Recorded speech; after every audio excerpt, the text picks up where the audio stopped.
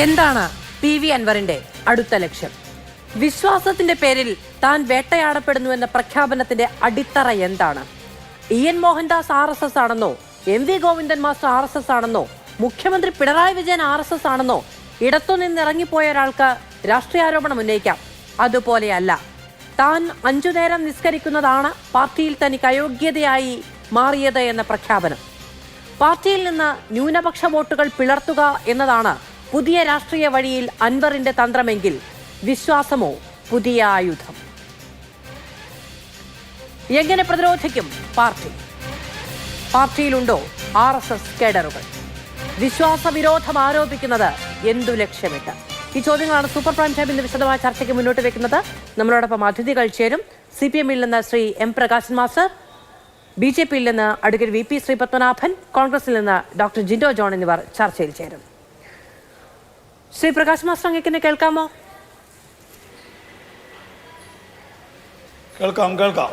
Shri Prakash master, ഇപ്പോ PV Anwar ഏറ്റവും ഒടുവിൽ CPM സംസ്ഥാന സെക്രട്ടേറിയറ്റിന്റെ എല്ലാ നിർദ്ദേശങ്ങളും അവഗണിച്ചുകൊണ്ട് ഒരു വലിയ വാർത്താ സമ്മേളനം, വലിയ വിസ്ഫോടനാത്മകമായ ഒരു വാർത്താ സമ്മേളനം നടത്തുമ്പോൾ അദ്ദേഹം പറഞ്ഞു വെച്ച ഒരു കാര്യത്തിൽ നിന്ന് നമുക്ക് തുടങ്ങാം. അത് ഒന്ന് പാർട്ടിക്കാർക്കും രണ്ട് ന്യൂനപക്ഷങ്ങൾക്കുമാണ് ഏറ്റവും വലിയ നീതികേട് നേരിടേണ്ടി വരുന്നത് ഇടതുഭരണത്തിൽ എന്നുള്ളതാണ്. അതിന് പിന്നാലെ ഇന്ന് അദ്ദേഹം പറയുന്നത് പാർട്ടിയുടെ മലപ്പുറം ജില്ലാ സെക്രട്ടറി ഒരു RSS മൂരാച്ചിയാണ്. അദ്ദേഹത്തിന്റെ വിശ്വാസവുമായി ബന്ധപ്പെട്ട അദ്ദേഹത്തിന്റെ ആചാരങ്ങൾ, ഇതൊക്കെയാണ് പാർട്ടിയിൽ അദ്ദേഹത്തിന് വിലങ്ങുതടിയായത് എന്നുള്ളതടക്കമുള്ള കാര്യങ്ങൾ പറയുകയാണ്. അൻവർ ഒരു പുതിയ പാർട്ടി ലക്ഷ്യമിടുന്നുണ്ടെങ്കിൽ അത് ന്യൂനപക്ഷ വോട്ടുകളാണ് ലക്ഷ്യമിടുന്നത് എങ്കിൽ അദ്ദേഹത്തിന് രാഷ്ട്രീയമായ ആരോപണം ഉന്നയിക്കുക എന്ന് പറയുന്നത് ഏറ്റവും അവിഭാജ്യമായ ഘടകമാണ്. പക്ഷേ വിശ്വാസം പറഞ്ഞുകൊണ്ടാണ് CPM-നെതിരെ അൻവർ ഒരു ചുവടുവെപ്പ് നടത്തുന്നത് എങ്കിൽ അത് CPM-ന് വലിയ തിരിച്ചടിയാകുമോ? പ്രത്യേകിച്ചും ന്യൂനപക്ഷ രാഷ്ട്രീയത്തിൽ എന്തു പരീക്ഷണം നടത്താമെന്ന CPM-ന്റെ ആലോചനയിലും ചിന്തയിലും ഉണ്ടാകുന്നതാണ് നിലമ്പൂരിൽ PV അൻവർ എന്ന MLA.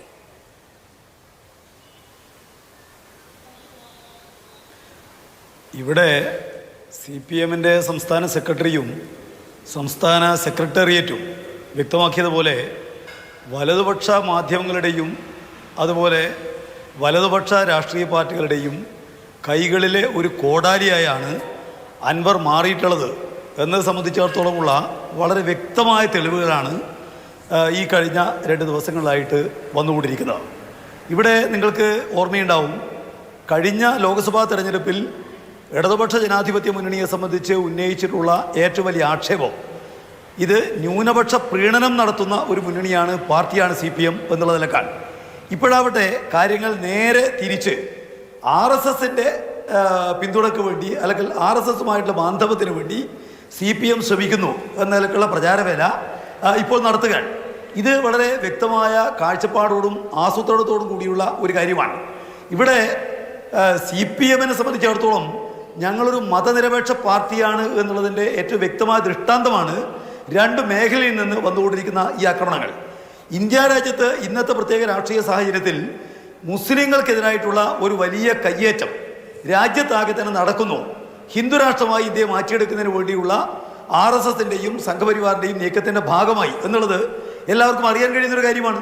അതിനു വേണ്ടിയിട്ട് നിയമങ്ങൾ ഉണ്ടാക്കുന്നു, അതുപോലെ തന്നെ ഭരണ നടപടികൾ നീക്കുന്നു, അതുപോലെ തന്നെ ആളുകൾക്കെതിരായിട്ട് സംഘടനകൾക്കെതിരായിട്ടുള്ള ആക്രമണങ്ങൾ സംഘടിപ്പിക്കുന്നു. രാജ്യത്തിൻ്റെ ചരിത്രത്തിൽ ഒരു കാലത്തുമില്ലാത്ത നിലക്ക് ന്യൂനപക്ഷ വേട്ടയ്ക്ക് വേണ്ടി ബുൾഡോസറുകളടക്കം സുപ്രീം കോടതി അടക്കം അക്കാര്യത്തിൽ ഇടപെടുന്ന ഒരു നിലയുണ്ടായി. അത്തരം സന്ദർഭങ്ങളിലെല്ലാം അതിനെ പ്രതിരോധിക്കാൻ വളരെ വ്യക്തമായ കാഴ്ചപ്പാടോടെ മുന്നോട്ടേക്ക് വന്ന പാർട്ടി CPM ആണ് എന്നുള്ളത് ആർക്കും അറിയാതിരിക്കുന്നത്. ഇപ്പോൾ പൗരത്വ നിയമം വന്ന സന്ദർഭത്തിൽ, അതുപോലെ തന്നെ നേരത്തെ ബാബരി മസ്ജിദ് പൊളിച്ച സമയത്ത് മുസ്ലിങ്ങൾക്കെതിരായിട്ടുള്ള വേട്ട രാജ്യത്താകെ നടപ്പാക്കുന്ന സന്ദർഭങ്ങളിൽ ഇവിടെ പശുവിൻ്റെയും അതുപോലെ തന്നെ ഗോ സംരക്ഷണത്തിൻ്റെയും ഭാഗമായിട്ട് നടന്നുകൊണ്ടിരിക്കുന്ന മുസ്ലിം വിരുദ്ധ പ്രവർത്തനങ്ങളിൽ അതുപോലെ മുസ്ലിങ്ങളുടെ വീടുകൾ അത്തരത്തിലുള്ള പാർട്ടിയുടെ മതേതര നിലപാട് ഉയർത്തിപ്പിടിച്ചുകൊണ്ടോ പാർട്ടിയുടെ പ്രത്യയശാസ്ത്രം ന്യൂനപക്ഷത്തെ എങ്ങനെ സംരക്ഷിക്കുന്നു എന്ന് പറഞ്ഞുകൊണ്ടോ അല്ല നിലമ്പൂർ പോലെയുള്ള മണ്ഡലത്തിൽ അല്ലെങ്കിൽ KT ജലീലിന്റെ മണ്ഡലത്തിൽ അങ്ങനെയൊക്കെ പരീക്ഷണം നടത്തുന്നതും MLA-മാരെ ഉണ്ടാക്കുന്നതും അടിത്തറയുണ്ടാക്കുന്നതും. അവിടെ ന്യൂനപക്ഷ മുഖമുള്ള സ്വതന്ത്രന്മാരെ കണ്ടെത്തി അവർക്ക് സമാഹരിക്കാൻ കഴിയുന്ന വോട്ടുകൾ പരമാവധി സമാഹരിച്ചൊക്കെയാണ് പാർട്ടി അത്തരത്തിലൊരു രാഷ്ട്രീയ പരീക്ഷണത്തിലൂടെയാണ് അവിടെ വേരൂന്നിയെടുത്തത്. അവിടെ ഈ പറയുന്ന പ്രത്യയശാസ്ത്രം എങ്ങനെ ദേശീയ തലത്തിൽ RSSനെ ചെറുക്കുന്നു എന്ന് പറഞ്ഞുകൊണ്ടല്ല നിങ്ങൾ വോട്ട് നേടിയതെങ്കിൽ നിങ്ങൾ ഇപ്പോൾ പറയുന്ന ന്യായീകരണങ്ങളൊന്നും അവിടെ എത്രത്തോളം ഏശും എന്നുള്ളത് PV അൻവറിന് അറിയാം. അവിടെ PV അൻവറാണ് പാർട്ടിക്കൊപ്പം നിന്ന് പാർട്ടിയുടെ സകല പിന്തുണയും നേടി പാർട്ടിയുടെ മതേതരത്വത്തെ പറ്റി എപ്പോഴും പറഞ്ഞുകൊണ്ടിരുന്ന ഒരാളാണ് മാറി നിന്ന് പറയുന്നത് പാർട്ടിയുടെ ജില്ലാ സെക്രട്ടറി RSSകാരനാണ്. എൻ്റെ വിശ്വാസം, ഞാൻ നിസ്കരിക്കുന്നത്, ഇതൊക്കെയാണ് എനിക്ക് അയോഗ്യതയായത് എന്നുള്ളത്. അപ്പോൾ അത് കൃത്യമായ രാഷ്ട്രീയ ചുവടുവെപ്പിനെ കുറിച്ചും എന്താണ് അടുത്ത മൂവ്മെന്റ് എന്നതിനെ പറ്റിയുമുള്ള ബോധ്യത്തിൽ നിന്നാണ് അത്തരത്തിലുള്ളൊരു പ്രഖ്യാപനം ഉണ്ടാകുന്നത്. അവിടെ നിങ്ങൾക്ക് ദേശീയ രാഷ്ട്രീയത്തിലെ നിങ്ങളുടെ നിലപാട് പറഞ്ഞുകൊണ്ട് അതിനെ പ്രതിരോധിക്കാൻ കഴിയില്ല.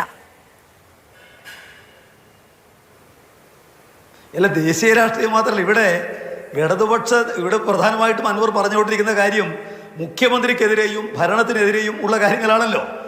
അത് മാത്രം ആ രാഷ്ട്രീയം പറഞ്ഞ് ഒരു കാരണവശാലും നിൽക്കാനാവില്ല എന്ന് അദ്ദേഹത്തിന് ബോധ്യമുണ്ടായിട്ടുണ്ടാവണം. കാരണം RSSന്റെയും അതുപോലെ ഇവിടെ UDFന്റെയും കൈകളിൽ കളിക്കുന്ന ഒരു ചട്ടുകമായിട്ടാണ് അദ്ദേഹം പ്രവർത്തിക്കുന്നത് എന്നുള്ളത് വലിയ നിലക്ക് ആളുകൾ മനസ്സിലാക്കുകയാണ്. ഇപ്പോൾ കമ്മ്യൂണിസ്റ്റ് പാർട്ടിക്കകത്ത് വലിയ നിലക്കുള്ള പിന്തുണ അൻവറിനുണ്ട്. CPMന് അണികളെല്ലാം അൻവറിന്റെ കൂടെ നിൽക്കുന്നു എന്നായിരുന്നുവല്ലോ ഇന്നലെ വരെയുള്ള പ്രചാരവേല. പക്ഷേ CPM അണികൾ വർദ്ധമാനമായ നിലക്ക് ഈ അൻവറിന്റെ തെറ്റായ നീക്കങ്ങൾക്കെതിരായിട്ട് ശക്തമായ നിലക്ക് മുന്നോട്ടേക്ക് വരുമ്പോൾ രാഷ്ട്രീയ കാര്യങ്ങൾ പറഞ്ഞിട്ട് നിൽക്കാനാവില്ല. ഉന്നയിക്കുന്ന വാദമുകൾ, രാഷ്ട്രീയ വാദമുകൾ അതെല്ലാം പൊളിയാണ്. അപ്പൊ അത്തരമൊരു സന്ദർഭത്തിൽ പിന്നെ പിടിച്ചു നിൽക്കാൻ വേണ്ടി കഴിയുന്ന ഏക പിടിവള്ളി ഈ പറയുന്ന ന്യൂനപക്ഷത്തിന്റെ ഭാഗമായിട്ടാണ് ഞാൻ നിൽക്കുന്നത് എന്ന കാര്യമാണ് എന്ന് മനസ്സിലാക്കിയിട്ടുണ്ടാവും. മറ്റ് രാഷ്ട്രീയമായ കാര്യങ്ങളെ സംബന്ധിച്ചാണല്ലോ അദ്ദേഹം തുടങ്ങി വെച്ചത്. കേരളത്തിലെ ഗവൺമെന്റിന്റെ ആഭ്യന്തര വകുപ്പിന്റെ പരാജയം, അതുപോലെ തന്നെ മുഖ്യമന്ത്രിയെ സംബന്ധിച്ചിടത്തോളമുള്ള ആക്ഷേപം, അതുപോലെ ഈ കേരളത്തിൽ ആഭ്യന്തര വകുപ്പുമായി ബന്ധപ്പെട്ട് ഉന്നയിക്കപ്പെട്ട കാര്യങ്ങൾ, കള്ളക്കടത്ത്, സ്വർണ്ണക്കടത്തുമായി ബന്ധപ്പെട്ട വിഷയങ്ങൾ, ആ വിഷയങ്ങളൊന്നും ഏശാത്തൊരു നില ഒരു 1.5 ദിവസക്കാലം കൊണ്ട് തന്നെ അദ്ദേഹത്തിന് മനസ്സിലാക്കിയിട്ടുണ്ടാവും എന്നുള്ളതുകൊണ്ടല്ലേ തനി ബാലിശമായിട്ടുള്ള ഒരു കാര്യവുമാണ് അദ്ദേഹം മുന്നോട്ടേക്ക് വരുന്നത്. ഇവിടെ മുസ്ലിങ്ങളുടെ താല്പര്യം സംരക്ഷിക്കാൻ വേണ്ടിയിട്ട് അൻവറിന് സാധിക്കുമോ? അൻവർ അതിനുവേണ്ടി എന്ത് കാര്യമാണ് ചെയ്തിട്ടുള്ളത്? ഇവിടെ കേരളത്തിലെ ഈ കാര്യങ്ങൾ അറിയുന്ന എല്ലാവർക്കും അറിയാം, ന്യൂനപക്ഷ താല്പര്യങ്ങളെ സംരക്ഷിക്കാൻ എല്ലാ കാലത്തും മുന്നോട്ടേക്ക് വന്ന പാർട്ടി CPM ആണ്. ഇപ്പോൾ പഴയ കാലത്തെ പോലെയല്ല. മലപ്പുറം ജില്ലക്കകത്തുള്ള CPMന്റെ നിലയെത്താ. മലപ്പുറം ജില്ലക്കകത്ത് നേരത്തെ മുസ്ലിങ്ങൾക്കിടയിൽ ഒരു സ്വാധീനമില്ലാതിരുന്ന CPM ഇന്ന് മലപ്പുറം ജില്ലയിലെ മുസ്ലിങ്ങൾക്കിടയിൽ ഏറ്റവും വലിയ പാർട്ടികളിൽ ഒന്നാണ്. ആ നിലക്കുള്ള മുന്നേറ്റം മലപ്പുറത്ത് ഉണ്ടായിട്ടുണ്ടെന്നുള്ളത് അൻവറും അറിയാത്ത കാര്യമല്ല. അപ്പോ ഇനി ഇറക്കാനാവുന്നൊരു കാർഡ്, വർഗീയ ശക്തികൾ എല്ലാ കാലത്തും ഇറക്കുന്ന കാർഡ്, അത് അവസാനം മതവുമായി ബന്ധപ്പെട്ട കാർഡാണ്, മതവിശ്വാസത്തെ ഉപയോഗിച്ചുള്ള കാർഡാണ്. അത് കളിക്കാൻ അല്ലാതെ വേറെ മാർഗമില്ല എന്നുള്ള അവസ്ഥയിലേക്ക് അൻവർ എത്തിയിട്ടുണ്ടാവുമെന്ന് വേണം വിചാരിക്കാൻ. മാധ്യമങ്ങളെ കാണുന്നുണ്ട്. ഒന്ന് അതിലേക്ക് പോയതിനു ശേഷം നമുക്ക് തിരികെ വരാം. കാണാറുണ്ടോ? ഇപ്പൊ സമീപകാലം ആദ്യത്തെ 5 കൊല്ലം സമ്പൂർണ്ണ പരാജയമായിരുന്നു. ഇപ്പൊ ഈ അദ്ദേഹത്തിന്റെ അവിടുത്തെ തിരുവനന്തപുരത്തെ സെക്രട്ടറി കുറച്ചും കൂടി ചടുലമായി ഇടപെടുന്നതുകൊണ്ട് കുറച്ച് കാര്യങ്ങൾ നീങ്ങിയിട്ടുണ്ട്. അദ്ദേഹത്തിന്റെ സ്റ്റാഫിലുള്ളവർ അവരുടെ ഇടപെടലല്ലാതെ മന്ത്രിയുടെ MLAയുടെ ഇടപെടൽ വല്ലതും നടക്കുന്നുണ്ടോ ഈ കാര്യത്തിൽ? അദ്ദേഹത്തിന് സൗകര്യമുണ്ടോ, സമയമുണ്ടോ? ഇപ്പം അദ്ദേഹം 7.5 കൊല്ലം 8 കൊല്ലത്തോളമായി MLA ആണ്. ഈ 8 കൊല്ലക്കാലത്തിനകത്ത് ഒരു കൊല്ലത്തിൽ 365 ദിവസം ഉണ്ടല്ലോ. എത്ര ദിവസമാണ് അദ്ദേഹം മണ്ഡലത്തിൽ അദ്ദേഹത്തിൻ്റെ സാന്നിധ്യം ഉണ്ടായിരുന്നത്? അദ്ദേഹം വിദേശ രാജ്യങ്ങളിൽ അദ്ദേഹത്തിൻ്റെ ബിസിനസ് കച്ചവട ആവശ്യാർത്ഥം ശ്രീലങ്കയിൽ, ദക്ഷിണാഫ്രിക്കയിൽ മറ്റിങ്ങനെ നടക്കുകയല്ലേ മാസങ്ങളോ. കഴിഞ്ഞ രണ്ടാമത്തെ ഇപ്പോൾ ഈ തെരഞ്ഞെടുപ്പിൽ അദ്ദേഹം നോമിനേഷൻ കൊടുക്കൽ ആരംഭിച്ചിട്ടാണ് നാട്ടിൽ വരുന്നത്. നോമിനേഷൻ ആരംഭിച്ചിട്ടുണ്ട്. നോമിനേഷൻ ആരംഭിച്ച് 1-2 ദിവസങ്ങൾക്ക് ശേഷമാണ് നാട്ടിലെത്തി നോമിനേഷൻ കൊടുക്കുന്നത്. അതുവരെ ദക്ഷിണാഫ്രിക്കയിലായിരുന്നു. അപ്പോൾ അദ്ദേഹത്തിൻ്റെ തൊഴിൽപരമായി അദ്ദേഹത്തിൻ്റെ കച്ചവടവും ബിസിനസ്സും ഒക്കെ ബന്ധപ്പെട്ട് നാട്ടിലുണ്ടായിരുന്നില്ല ഭൂരിഭാഗം ദിവസവും. അത് അദ്ദേഹത്തിൻ്റെ മണ്ഡലത്തിലെ വികസന പ്രവർത്തനങ്ങളെ നല്ല തോതിൽ പ്രതികൂലമായി ബാധിച്ചിട്ടുണ്ട്. ഇതിന് തെളിവൊന്നും വേണ്ടല്ലോ. ഇനി നാടിനറിയാലോ എത്ര ദിവസമാണ് അദ്ദേഹം മണ്ഡലത്തിലുണ്ടായത്. അദ്ദേഹത്തിൻ്റെ ഈ 8 കൊല്ലക്കാലത്തെ ജനപ്രതിനിധി എന്ന പ്രവർത്തനത്തിൻ്റെ അകത്ത്. ശ്രീ മോഹൻദാസാണ് മാധ്യമങ്ങളെ കണ്ട. അദ്ദേഹത്തിനെതിരെയാണ് PV അൻവർ ഈ പറയുന്ന RSS മൂരാച്ചി എന്നൊക്കെ വലിയ തോതിൽ വിമർശനം ഉന്നയിക്കുകയും അത് വലിയ തോതിൽ ചർച്ചയാവുകയും ഒക്കെ ചെയ്ത്. ശരിയ P മോഹൻ എന്നാണ് ഞാൻ കരുതിയത്. അങ്ങനെയാണ് പ്രേക്ഷകരോട് തുടക്കത്തിൽ പറയുകയും ചെയ്തത്. ശരി, പോട്ടെ. ശ്രീ ജിൻഡോ ജോൺ, ഇപ്പോൾ ശ്രീ ഇ.എൻ. മോഹൻദാസ് മാധ്യമങ്ങളെ കാണുമ്പോൾ പറയുകയാണ്, ഞാൻ ചോദിക്കണം എന്ന് വെച്ചൊരു കാര്യമല്ല കേട്ടോ, എന്നിരുന്നാൽ പോലും ഞാൻ ജിൻഡോ ജോണിയുടെ ആ ചോദ്യത്തിലേക്കല്ല വരണമെന്ന് വിചാരിച്ചത്. പി.വി. അൻവർ മണ്ഡലത്തിലുണ്ടായിരുന്നില്ല, വികസന കാര്യങ്ങളിൽ പിന്നാക്കം പോയി. എന്തുകൊണ്ടാണ് മോഹൻദാസ് അങ്ങനെ പറയുന്നത് എന്ന് നമുക്കറിയാം. അതായത് അവിടെ നിന്നുള്ള അദ്ദേഹത്തിന്റെ കത്തുകൾ അടക്കം വിളിച്ച് ചവിട്ടി എന്ന് ആരോപിക്കപ്പെടുന്ന ആളാണ് ശ്രീ ഇ.എൻ. മോഹൻദാസ്. അതുകൊണ്ടാണ് വികസന പ്രശ്നം അടക്കമുള്ള കാര്യങ്ങളിൽ പിന്നാക്കം പോയതിനെ പറ്റി അദ്ദേഹം ചൂണ്ടിക്കാണിക്കുന്നത്. പാർട്ടിയുടെ ജില്ലാ സെക്രട്ടറിക്ക് പി.വി. അൻവർ മാധ്യമങ്ങളെ വിളിച്ച് 4 വാർത്താ സമ്മേളനം നടത്തേണ്ടി വന്നു. വികസന പ്രശ്നമുണ്ടെന്ന് മനസ്സിലാക്കാൻ, മണ്ഡലത്തിൽ നിൽക്കുന്നില്ല എന്ന് മനസ്സിലാക്കാൻ, സ്വർണ്ണ ഖനി തേടി ഇവിടെ സിയറ ലിയോണിൽ പോയി എന്ന് മനസ്സിലാക്കാൻ ഒക്കെ 4 വാർത്താ സമ്മേളനം വേണ്ടി വന്നു പാർട്ടി സെക്രട്ടറിക്കും പാർട്ടിക്കും. തീർച്ചയായിട്ടും മാധു, ഞാനേ എത്ര കൗതുകത്തോടെയാണ് ഇവരെ കാണുന്നത്. ഇവർക്ക് ഒരു നാണവും ഉളുപ്പുമില്ല. CPIM എന്ന് പറഞ്ഞ പാർട്ടിയുടെ ജില്ലാ സെക്രട്ടറി പ്രസ് മീറ്റ് നടത്തി പറയുകയാണ്, പി.വി. അൻവർ എന്ന് പറഞ്ഞ നിലമ്പൂർ MLA ആദ്യത്തെ 5 വർഷം സമ്പൂർണ്ണ പരാജയം. ആ വാചകം ഞാൻ കൃത്യമായിട്ട് എഴുതിയെടുത്തത്, സമ്പൂർണ്ണ പരാജയം. എങ്കിൽ സമ്പൂർണ്ണ പരാജയം എന്ന് CPM-ന്റെ ജില്ലാ സെക്രട്ടറിക്ക് ബോധ്യപ്പെട്ട അൻവറിന് രണ്ടാമത് ഒരു അവസരം കൊടുത്തത് ആ നിലമ്പൂർ മണ്ഡലത്തിലെ മനുഷ്യരോട് ചെയ്ത, ആളുകളോട് ചെയ്ത, വോട്ടർമാരോട് ചെയ്ത ചതിയല്ലേ? ഈ CPM-നെ പോലെ ഇത്രയും നാണം കെട്ട ഒരു പാർട്ടി കേരളത്തിൽ വേറെ ഉണ്ടാകുമോ? അടുത്തത് അദ്ദേഹം പറയുന്നത് അൻവറിന് സമയമുണ്ടോ സൗകര്യമുണ്ടോ എന്ന്. അങ്ങനെ സമയവും സൗകര്യവും ഇല്ലാതെ ദക്ഷിണാഫ്രിക്കയിലും ശ്രീലങ്കയിലും ബിസിനസ് പ്രവർത്തനത്തിന് പോയ അൻവറിന് പിന്നീട് നിങ്ങൾ എന്തിനു അവസരം കൊടുത്തു?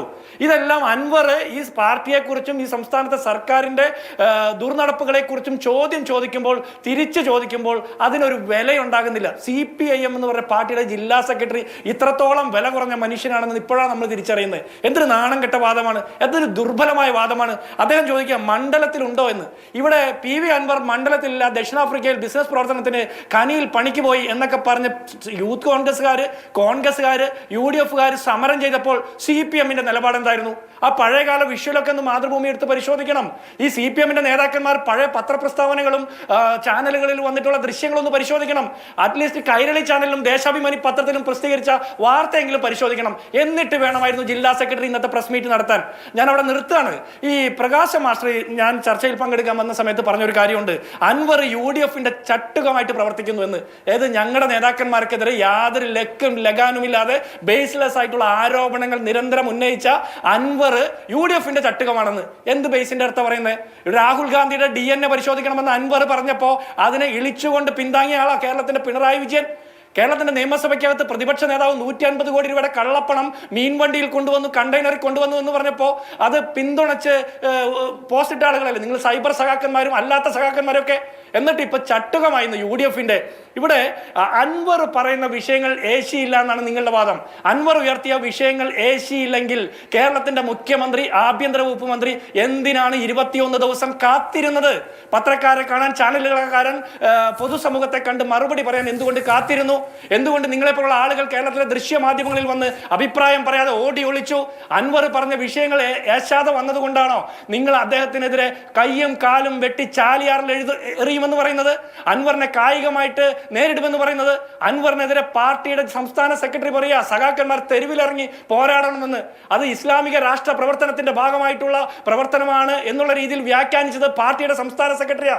ഇന്നലെ നിങ്ങൾ ഇത് കുറെ കാലമായിട്ട് നിങ്ങളുടെ പാർട്ടിയിൽ ആഭ്യന്തര ജനാധിപത്യം, ഉൾപാർട്ടി ജനാധിപത്യം അസ്തമിച്ചു.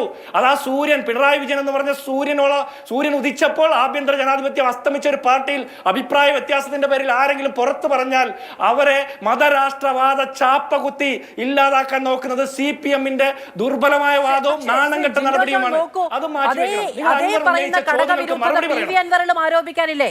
ഇത്രയും കാലം സംഘപരിവാറിനെതിരെ വലിയ തോതിലുള്ള യുദ്ധം നടത്തുന്ന ഒരു ചേരിയിലാണ് ഞാൻ നിൽക്കുന്നത് എന്ന് അഭിമാന ബോധത്തോടെ പറഞ്ഞ ഒരാൾ രാഷ്ട്രീയ ആരോപണങ്ങൾ ഉന്നയിക്കുന്നത് നമുക്ക് മനസ്സിലാകും.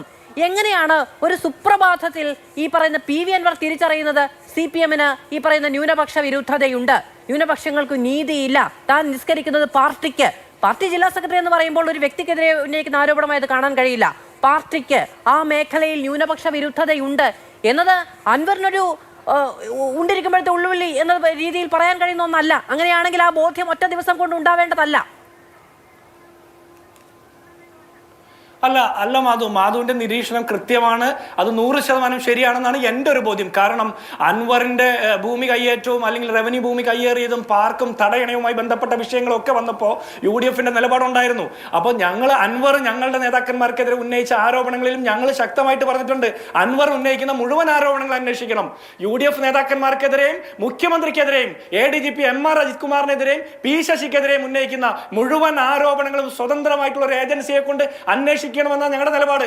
അൻവറിന് ഒരു സുപ്രഭാതത്തിൽ ഉൾവിളി ഉണ്ടായെന്ന് ഞാൻ വിചാരിക്കുന്നില്ല. ഇത് തെരുവിലെ ഗുണ്ടാ സംഘങ്ങൾ കുടിപ്പകയുടെ പേരിൽ ഷെയർ പങ്കുവെക്കുന്നതിന്റെ പേരിൽ തമ്മി തല്ലുന്നത് പോലെയാണ്. CPM എന്ന് പറഞ്ഞ പാർട്ടിയുടെ ദുര്യോഗമാണ് ഈ കാണുന്നത്. അൻവറിന്റെയും KT ജലീലിന്റെയും ഒക്കെ തോളിൽ ഇരുന്നു കൊണ്ട് മലപ്പുറം ജില്ല കൈയടക്കാൻ പോയ CPM അവർ മുൻകാലങ്ങളിൽ നടത്തിയ കപട രാഷ്ട്രീയത്തിന് അൻവറിലൂടെ തന്നെ മറുപടി കിട്ടുകയാണ്. അപ്പോൾ അൻവറിനെ നിങ്ങൾ മതരാഷ്ട്രവാദ ചാപ്പ കുത്തി ഇല്ലാതാക്കാൻ നോക്കിയാൽ അൻവറിനെ നിങ്ങൾ കൈയും കാലും വെട്ടി ചാലിയാർ പുഴയിൽ എറിയുമെന്ന് പറഞ്ഞാൽ, അൻവറിനെ നേരിടണമെന്ന് പാർട്ടിയുടെ സംസ്ഥാന സെക്രട്ടറി ആഹ്വാനം ചെയ്താൽ തെരുവിൽ നേരിടണമെന്നൊക്കെ പറഞ്ഞാൽ അത് അംഗീകരിക്കാൻ കേരളത്തിന്റെ പൊതുസമൂഹം തയ്യാറല്ല. അൻവർ ഈ നിമിഷം വരെ UDFന് അനുകൂലമായി നിലപാടെടുത്തിട്ടുള്ള ആളല്ല, UDF കാരണമല്ല. ഞങ്ങൾ ഒരു രീതിയിലും അൻവറിനെ സപ്പോർട്ട് ചെയ്യുന്നില്ല. പക്ഷേ അൻവർ എന്ന് പറഞ്ഞ ജനപ്രതിനിധിക്ക് ഈ സംസ്ഥാനത്തെ ഭരണത്തിനെതിരെ അഭിപ്രായം പറയാനുള്ള 100% അവകാശമുണ്ട്. അൻവറിന്റെ അഭിപ്രായം പറയാനുള്ള അവകാശത്തോടൊപ്പമാണ് അൻവർ ഉയർത്തിയ അഭിപ്രായം. കുറെ മാസങ്ങൾക്ക് മുമ്പ് ആനി രാജ പറഞ്ഞില്ലേ, കേരളത്തിലെ പോലീസിൽ RSSന്റെ സ്ലീപ്പർ സെൽ ഉണ്ടെന്ന്. അന്ന് ആനി രാജയെ CPIയുടെ സംസ്ഥാന സെക്രട്ടറി അടക്കമുള്ള ആളുകൾ, സംസ്ഥാനത്തെ നേതാക്കന്മാർ തള്ളി പറഞ്ഞു. ഇന്ന് ബിനോയ് വിശ്വം അടക്കമുള്ള സംസ്ഥാനത്തെ CPIയുടെ നേതാക്കന്മാർ ആനി രാജ പറഞ്ഞ പോയിന്റിലേക്ക് എത്തി, VD സതീശൻ പറഞ്ഞ പോയിന്റിലേക്ക് എത്തി, പ്രതിപക്ഷവും പൊതുസമൂഹവും പറഞ്ഞ പോയിന്റിലേക്ക് എത്തി. എങ്ങനെയാ എത്തിയത്? തൃശ്ശൂര് അവരുടെ നേതാവായിട്ടുള്ള സുനിൽ കുമാർ തോറ്റപ്പോൾ CPI എന്ന് പറഞ്ഞ പാർട്ടിക്ക് തിരിച്ചറിവുണ്ടായി. പിണറായി വിജയൻ, ഒരൊറ്റ കാര്യം കൂടി പൂർത്തിയാക്കട്ടെ മാധു, ഇവിടെ ഇന്ന് പുഷ്പൻ മരിച്ചതിരിക്കുന്ന ദിവസമാണ്. ഈ പറഞ്ഞ തോന്നിവാസങ്ങളൊക്കെ കണ്ട പുഷ്പനെ പോലുള്ള മഹാപാവങ്ങൾ എങ്ങനെയാണ് ഈ ലോകത്ത് ജീവിക്കാൻ പറ്റുക? ചങ്ക് പൊട്ടിയായിരിക്കാം മനുഷ്യൻ മരിച്ചിട്ടുണ്ടാകുക. അവരെ പോലുള്ള ആളുകളുടെ ജീവൻ ബലി കൊടുത്തുകൊണ്ട് വളർന്ന പ്രസ്ഥാനമാണ്. ആ പ്രസ്ഥാനത്തിന്റെ നേതാവായിട്ടുള്ള പിണറായി വിജയൻ സ്വന്തം മകളുടെ മാസപ്പടി കേസ് ഒതുക്കാൻ വേണ്ടിയിട്ട് RSSന് ഈ പാർട്ടിയെ അടിയറവ് വെച്ചു എന്നുള്ളതല്ല ഇവിടെ പ്രശ്നം. ഈ സംസ്ഥാനത്തെ ആഭ്യന്തര വകുപ്പിനെ RSSന്റെ ശാഖയിൽ കൊണ്ടുപോയി കെട്ടി കാക്കി കളസം ഇടിയിക്കാൻ നോക്കി. നോക്കൂ, ഇന്ന് അദ്ദേഹത്തിന് മരണം സംഭവിച്ച ദിവസമാണ്. പറയുന്ന രാഷ്ട്രീയ വിവാദങ്ങളൊക്കെ പല ദിവസങ്ങളിൽ പലതുപോലെ ഉണ്ടാകും. അതിനിടയിലേക്ക് വലിച്ചെടുക്കേണ്ട ഒരു പേരാണ് ഇന്നത്തെ ദിവസമെങ്കിലും അദ്ദേഹത്തിൻ്റെതെന്ന് ഞാൻ വിചാരിക്കുന്നില്ല. ശ്രീ ജിൻഡോ ജോൺ, ക്ഷമിക്കണം, അങ്ങയുടെ അഭിപ്രായം രാഷ്ട്രീയമായി പറയാനുള്ള സ്വാതന്ത്ര്യം അങ്ങേക്കുണ്ട്. അതുകൊണ്ട് അത് കേൾക്കാൻ വേണ്ടിയാണ് ഞാൻ അങ്ങേ ക്ഷണിച്ചു വരുത്തുകയും ചെയ്തത്. ശ്രീ VP ശ്രീപത്മനാഭൻ, ശ്രീപത്മനാഭൻ, അങ്ങനെ രാഷ്ട്രീയം പറഞ്ഞാൽ ഏശാത്ത ഒരു നിലയുണ്ടെന്ന് 1.5 ദിവസം കൊണ്ട് തിരിച്ചറിഞ്ഞിട്ടാണോ PV അൻവർ ഇന്നിപ്പോൾ വിശ്വാസപരമായ ചില ആയുധങ്ങൾ എടുത്ത് പ്രയോഗിക്കുന്നത്? അങ്ങനെയാണ് ശ്രീ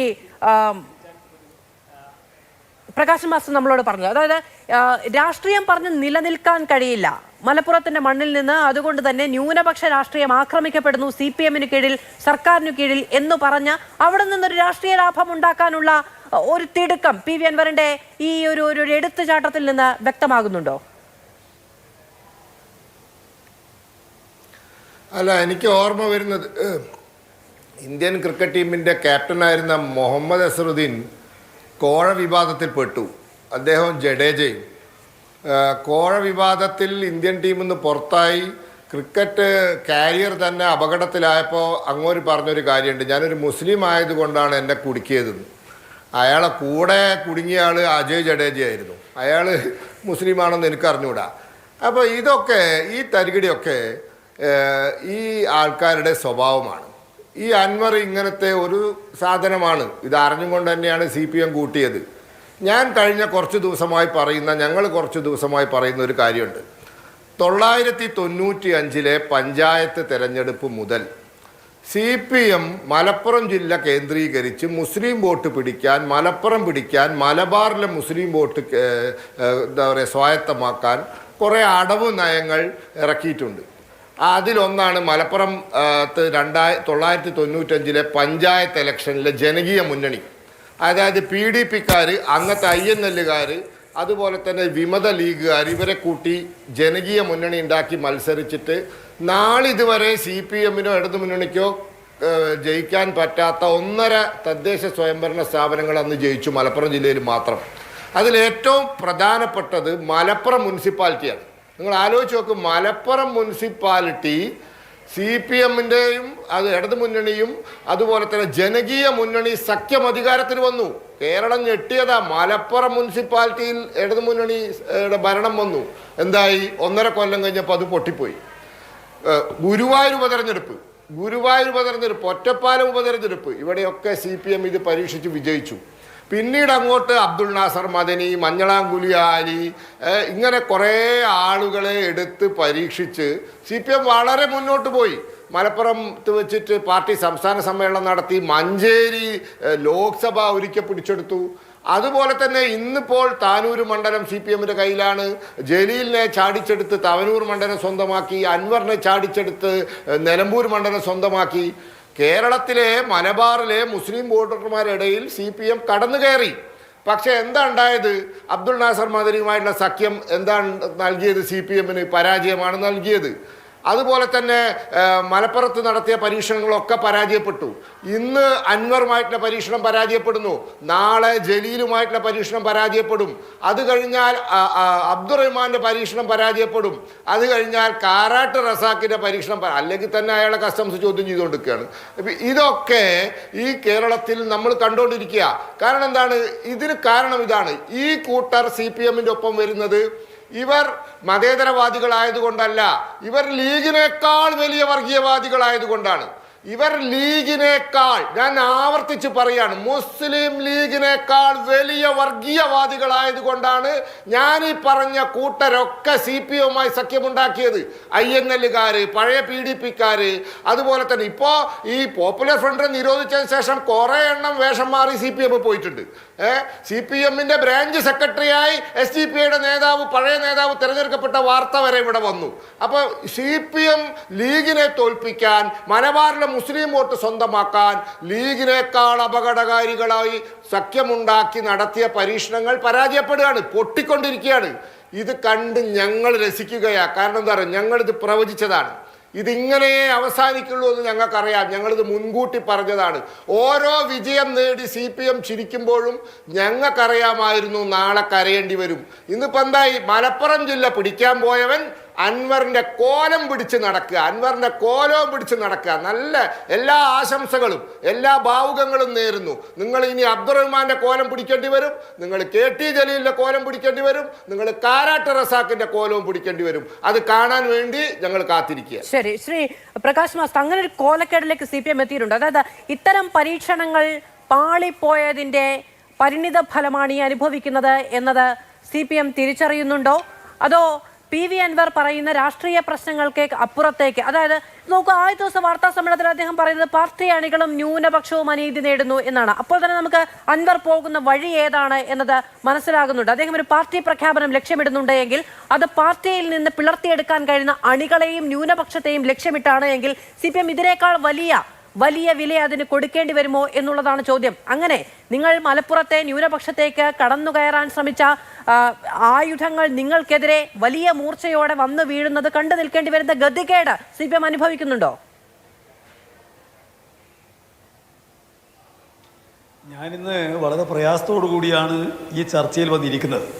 ഞാൻ DYFIയുടെ സംസ്ഥാന വൈസ് പ്രസിഡൻ്റായ സമയത്ത് UDF-ൻ്റെ ആളുകൾ നടത്തിയിരിക്കുന്ന നരവേട്ട, 5 പേരെ കൊന്ന് 6ാമത്തെ ആൾ പുഷ്പൻ ഈ 30 കൊല്ലക്കാലം ജീവിച്ചിരിക്കുന്ന രക്തസാക്ഷിയായിട്ട് അദ്ദേഹം പ്രസ്ഥാനത്തിൻ്റെ നേതൃനിരയിൽ നിൽക്കുകയും അദ്ദേഹം മരിച്ച ദിവസമാണിന്ന്. അങ്ങനെ ഒരു സന്ദർഭത്തിൽ പുഷ്പൻ്റെ പേരൊക്കെ ഇന്നത്തെ ഒരു ചർച്ചയിൽ കൊണ്ടുവരാൻ ഉള്ള ഒരു അല്പത്തെ നിലപാട് കോൺഗ്രസിൻ്റെ ആൾ സ്വീകരിച്ച് ശരിയായില്ല എന്ന കാര്യം എനിക്ക് പറയാതിരിക്കാനാവില്ല. പിന്നെ ഇവിടെ എന്താണ് യഥാർത്ഥമായിട്ട് ഇപ്പോൾ ഞങ്ങൾ BJPയുടെയും അതുപോലെ UDF-ൻ്റെയും വേണ്ടിയാണ് അൻവർ നിൽക്കുന്നതെന്ന് പറയുന്നതിൻ്റെ കാരണം എന്താ? കഴിഞ്ഞ 4 വർഷങ്ങളായിട്ട് 4.5 വർഷങ്ങളായിട്ട് എന്താണോ BJPയും കോൺഗ്രസും CPM-നും പിണറായി വിജയനും അതുപോലെ തന്നെ കേരളത്തിലെ ഗവൺമെൻറ്റുമെതിരായിട്ട് പറഞ്ഞു വന്ന വ്യാജ പ്രചാര വേലകൾ, ആ വ്യാജ പ്രചാര വേല അതേപടി ആവർത്തിക്കുക എന്നുള്ളതല്ലാതെ അതിനപ്പുറം എന്തു കാര്യമാണ് ഇപ്പോൾ അൻവർ പറഞ്ഞിരിക്കുന്നത്? ഞാൻ ചോദിക്കട്ടെ, 8 കൊല്ലം അൻവർ ഇവിടെ MLA ആയിട്ട് നിന്ന സമയത്ത് അദ്ദേഹം എപ്പോഴെങ്കിലും LDF-ൻ്റെ ഭാഗമായി നിന്ന സമയത്ത് ഞാൻ മുസ്ലിമാണ് എന്ന് പറയുന്ന കാര്യം ഓർമ്മിച്ചിട്ടുണ്ടോ? ഇല്ലല്ലോ. അദ്ദേഹം മുസ്ലിമാണ്, നിസ്കരിക്കുന്നു എന്ന കാര്യം എപ്പോഴാണ് ഓർമ്മ വരുന്നത്? LDF-ന് പാർലമെന്ററി പാർട്ടിയിൽ നിന്ന് അദ്ദേഹം പോകാൻ തീരുമാനിച്ചതിന് ശേഷമാണ്. അപ്പോൾ അത് രാഷ്ട്രീയ പ്രസംഗിച്ചുകൊണ്ട് മുന്നോട്ട് പോകാനാവില്ല എന്നുള്ളത് കൃത്യമായ നിലക്ക് തിരിച്ചറിഞ്ഞതിൻ്റെ ഫലമാണ്. പിന്നെ RSSകാരുമായിട്ടുള്ള CPM-ന്റെ നിലപാടിനെ സംബന്ധിച്ച് ഞങ്ങൾക്ക് ആരുടെ ഈ ഷീട്ട് ആവശ്യമില്ല. RSSകാർ കൊന്നു തള്ളിയ 218 പേരുടെ ജഡം ഏറ്റുവാങ്ങിയ പാർട്ടിയാണ് CPM. 2 കോടി ഉറുപ്പിക തലക്ക് വില കെട്ടിയിരിക്കുന്ന ആളാണ് RSSകാർ കേരളത്തിലെ മുഖ്യമന്ത്രി. അതിനായിട്ട് പിണറായി വിജയൻ എന്നുള്ളത് ആർക്കറിയാതിരിക്കുന്നത്? ഇന്ത്യക്കകത്ത് ഇന്ന് കേന്ദ്ര ഗവൺമെന്റിനായിട്ട് ഏറ്റവും ശക്തമായ നിലപാട് സ്വീകരിക്കുന്ന കേന്ദ്രത്തിന്റെ സംസ്ഥാനങ്ങളുടെ നിലപാടുകളെ കൃത്യമായ നിലയ്ക്ക് ചെറുക്കാൻ മുന്നോട്ടേക്ക് വരുന്ന മുഖ്യമന്ത്രി കേരളത്തിലെ മുഖ്യമന്ത്രി അല്ലാതെ വേറെ ആരുണ്ട്?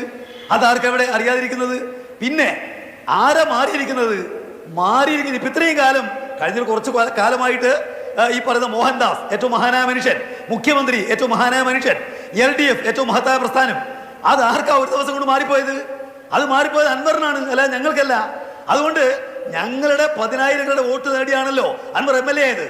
അദ്ദേഹം ഈ പറയുന്ന RSSന്റെ BJP-യുടെ വക്കാലത്തുമായിട്ട് വരുമ്പോൾ അതിനെ ചെറുക്കാൻ നിങ്ങൾക്ക് ഉത്തരവാദിത്വമില്ലേ? ഞങ്ങൾ അതിനെതിരായിട്ട് സംസാരിക്കില്ലേ? അത് സംസാരിക്കാൻ പാടില്ലെന്ന് പറഞ്ഞാൽ ശരിയാവും. ഇവിടെ അൻവർ ഉന്നയിച്ച വിശ്വാസപരമായ ആരോപണത്തെ BJP പോലും മുഖവിലക്കെടുക്കുന്നില്ല. ശ്രീ VP ശ്രീപത്മനാഭൻ പറയുന്നില്ല അത് യാഥാർത്ഥ്യമാണ് എന്ന്. അദ്ദേഹം പോലും അൻവർ ഉന്നയിക്കുന്ന വിശ്വാസപരമായ ആരോപണത്തെ സെക്കൻഡ് ചെയ്യാനോ അതിനെ അംഗീകരിക്കാനോ ഒന്നും തയ്യാറാകുന്നില്ല എന്നുള്ളത് പ്രധാനമാണ്. നിങ്ങൾക്കാണ് പ്രശ്നം. നിങ്ങൾ ഈ പറയുന്ന അതായത് ഇടതുചേരിയിൽ നിർത്തി പാമ്പിന് പാല് കൊടുത്തു എന്ന് അൻവർ പറയുമ്പോൾ അൻവർ ഈ പറയുന്ന പോലെ അൻവറിനെയാണോ അതോ മുഖ്യമന്ത്രിയാണോ പാമ്പായി ഉപമിക്കുന്നത് എന്നുള്ളത് അവിടെ നിൽക്കട്ടെ. അത് CPM-മാർ പറയുമ്പോൾ അൻവർ പറയുമ്പോൾ മുഖ്യമന്ത്രിയുമാകുന്നു. അതിനപ്പുറത്ത് ഇടതുചേരിയിൽ നിങ്ങൾ നട്ടു വളർത്തി വലിയ വടവൃക്ഷമാക്കിയെടുത്ത ഒരു സംവിധാനമാണ് അൻവർ എന്ന് പറയുന്നത്. ഏതെങ്കിലും ഒരു സ്വതന്ത്ര MLA പോലെ അല്ല. അതിനപ്പുറത്ത് പാർട്ടിയുടെ നാവായി തന്നെ ഒരു മേഖലയിൽ പ്രവർത്തിക്കാൻ നിങ്ങൾ അടിച്ചുവിട്ട ഒരാളാണ്. അദ്ദേഹമാണ് പറയുന്നത് ഈ പറയുന്ന വിശ്വാസ പ്രശ്നം നിങ്ങൾക്ക് 8 വർഷം ഇടതുചേരിയിൽ നിർത്തിയിട്ട് ഇടത് ബോധ്യം ഉണ്ടാക്കി കൊടുക്കാൻ നിങ്ങളുടെ ഒരു MLA-ക്ക് സാധിച്ചിട്ടില്ലെങ്കിൽ നിങ്ങൾ ഈ പറയുന്ന ആളുകൾക്ക് എങ്ങനെയാണ് ഇടത് ബോധ്യം ഉണ്ടാക്കി കൊടുക്കുക? അദ്ദേഹത്തിന് CPM-ന്റെ ഒരു നിലപാടുകളും മനസ്സിലാക്കാനായില്ല എന്നുള്ളതാണല്ലോ ഈ വൃത്തികേട് കാണിക്കുന്നത്. ഞങ്ങൾക്ക് കേരളത്തിന്റെ ചരിത്രത്തിൽ ഒരിക്കലും ഇടതുപക്ഷ പാർലമെന്ററി പാർട്ടിക്കകത്തുള്ള ഒരാളെ അയാളുമായിട്ട് ഒരു ബന്ധവുമില്ല എന്ന് പറയേണ്ടി വന്നൊരു നിലയുണ്ടോ? എന്ന് പറഞ്ഞാൽ ഇതുപോലെ തരം താഴുന്ന ആളുകൾ കുറവാണ് രാഷ്ട്രീയത്തിൽ. അദ്ദേഹം ഇപ്പോൾ പറഞ്ഞുകൊണ്ടിരിക്കുന്ന കാര്യങ്ങൾ അദ്ദേഹം ഒരാഴ്ച മുമ്പ് വരെ പറഞ്ഞതിന് ഘടകവിരുദ്ധമാണ്. ഇപ്പൊ കേരളത്തിലെ മുഖ്യമന്ത്രി ഏറ്റവും മഹാനാണെന്ന് പറഞ്ഞ ആരാ? അദ്ദേഹമല്ലേ? ഈ കേരളത്തിൽ മതനിരപേക്ഷതയ്ക്ക് വേണ്ടി നിൽക്കുന്ന പ്രസ്ഥാനം LDF ആണെന്ന് പറഞ്ഞ ആരാ? അദ്ദേഹമല്ലേ? ഈ കേരളത്തിലെ ഗവൺമെന്റ് ഏറ്റവും മികച്ചതാണെന്ന് പറഞ്ഞ ആരാ? അദ്ദേഹമല്ലേ? അദ്ദേഹം മലക്കുമറിയ കാരണമെന്നാണ് അദ്ദേഹം പറയണം.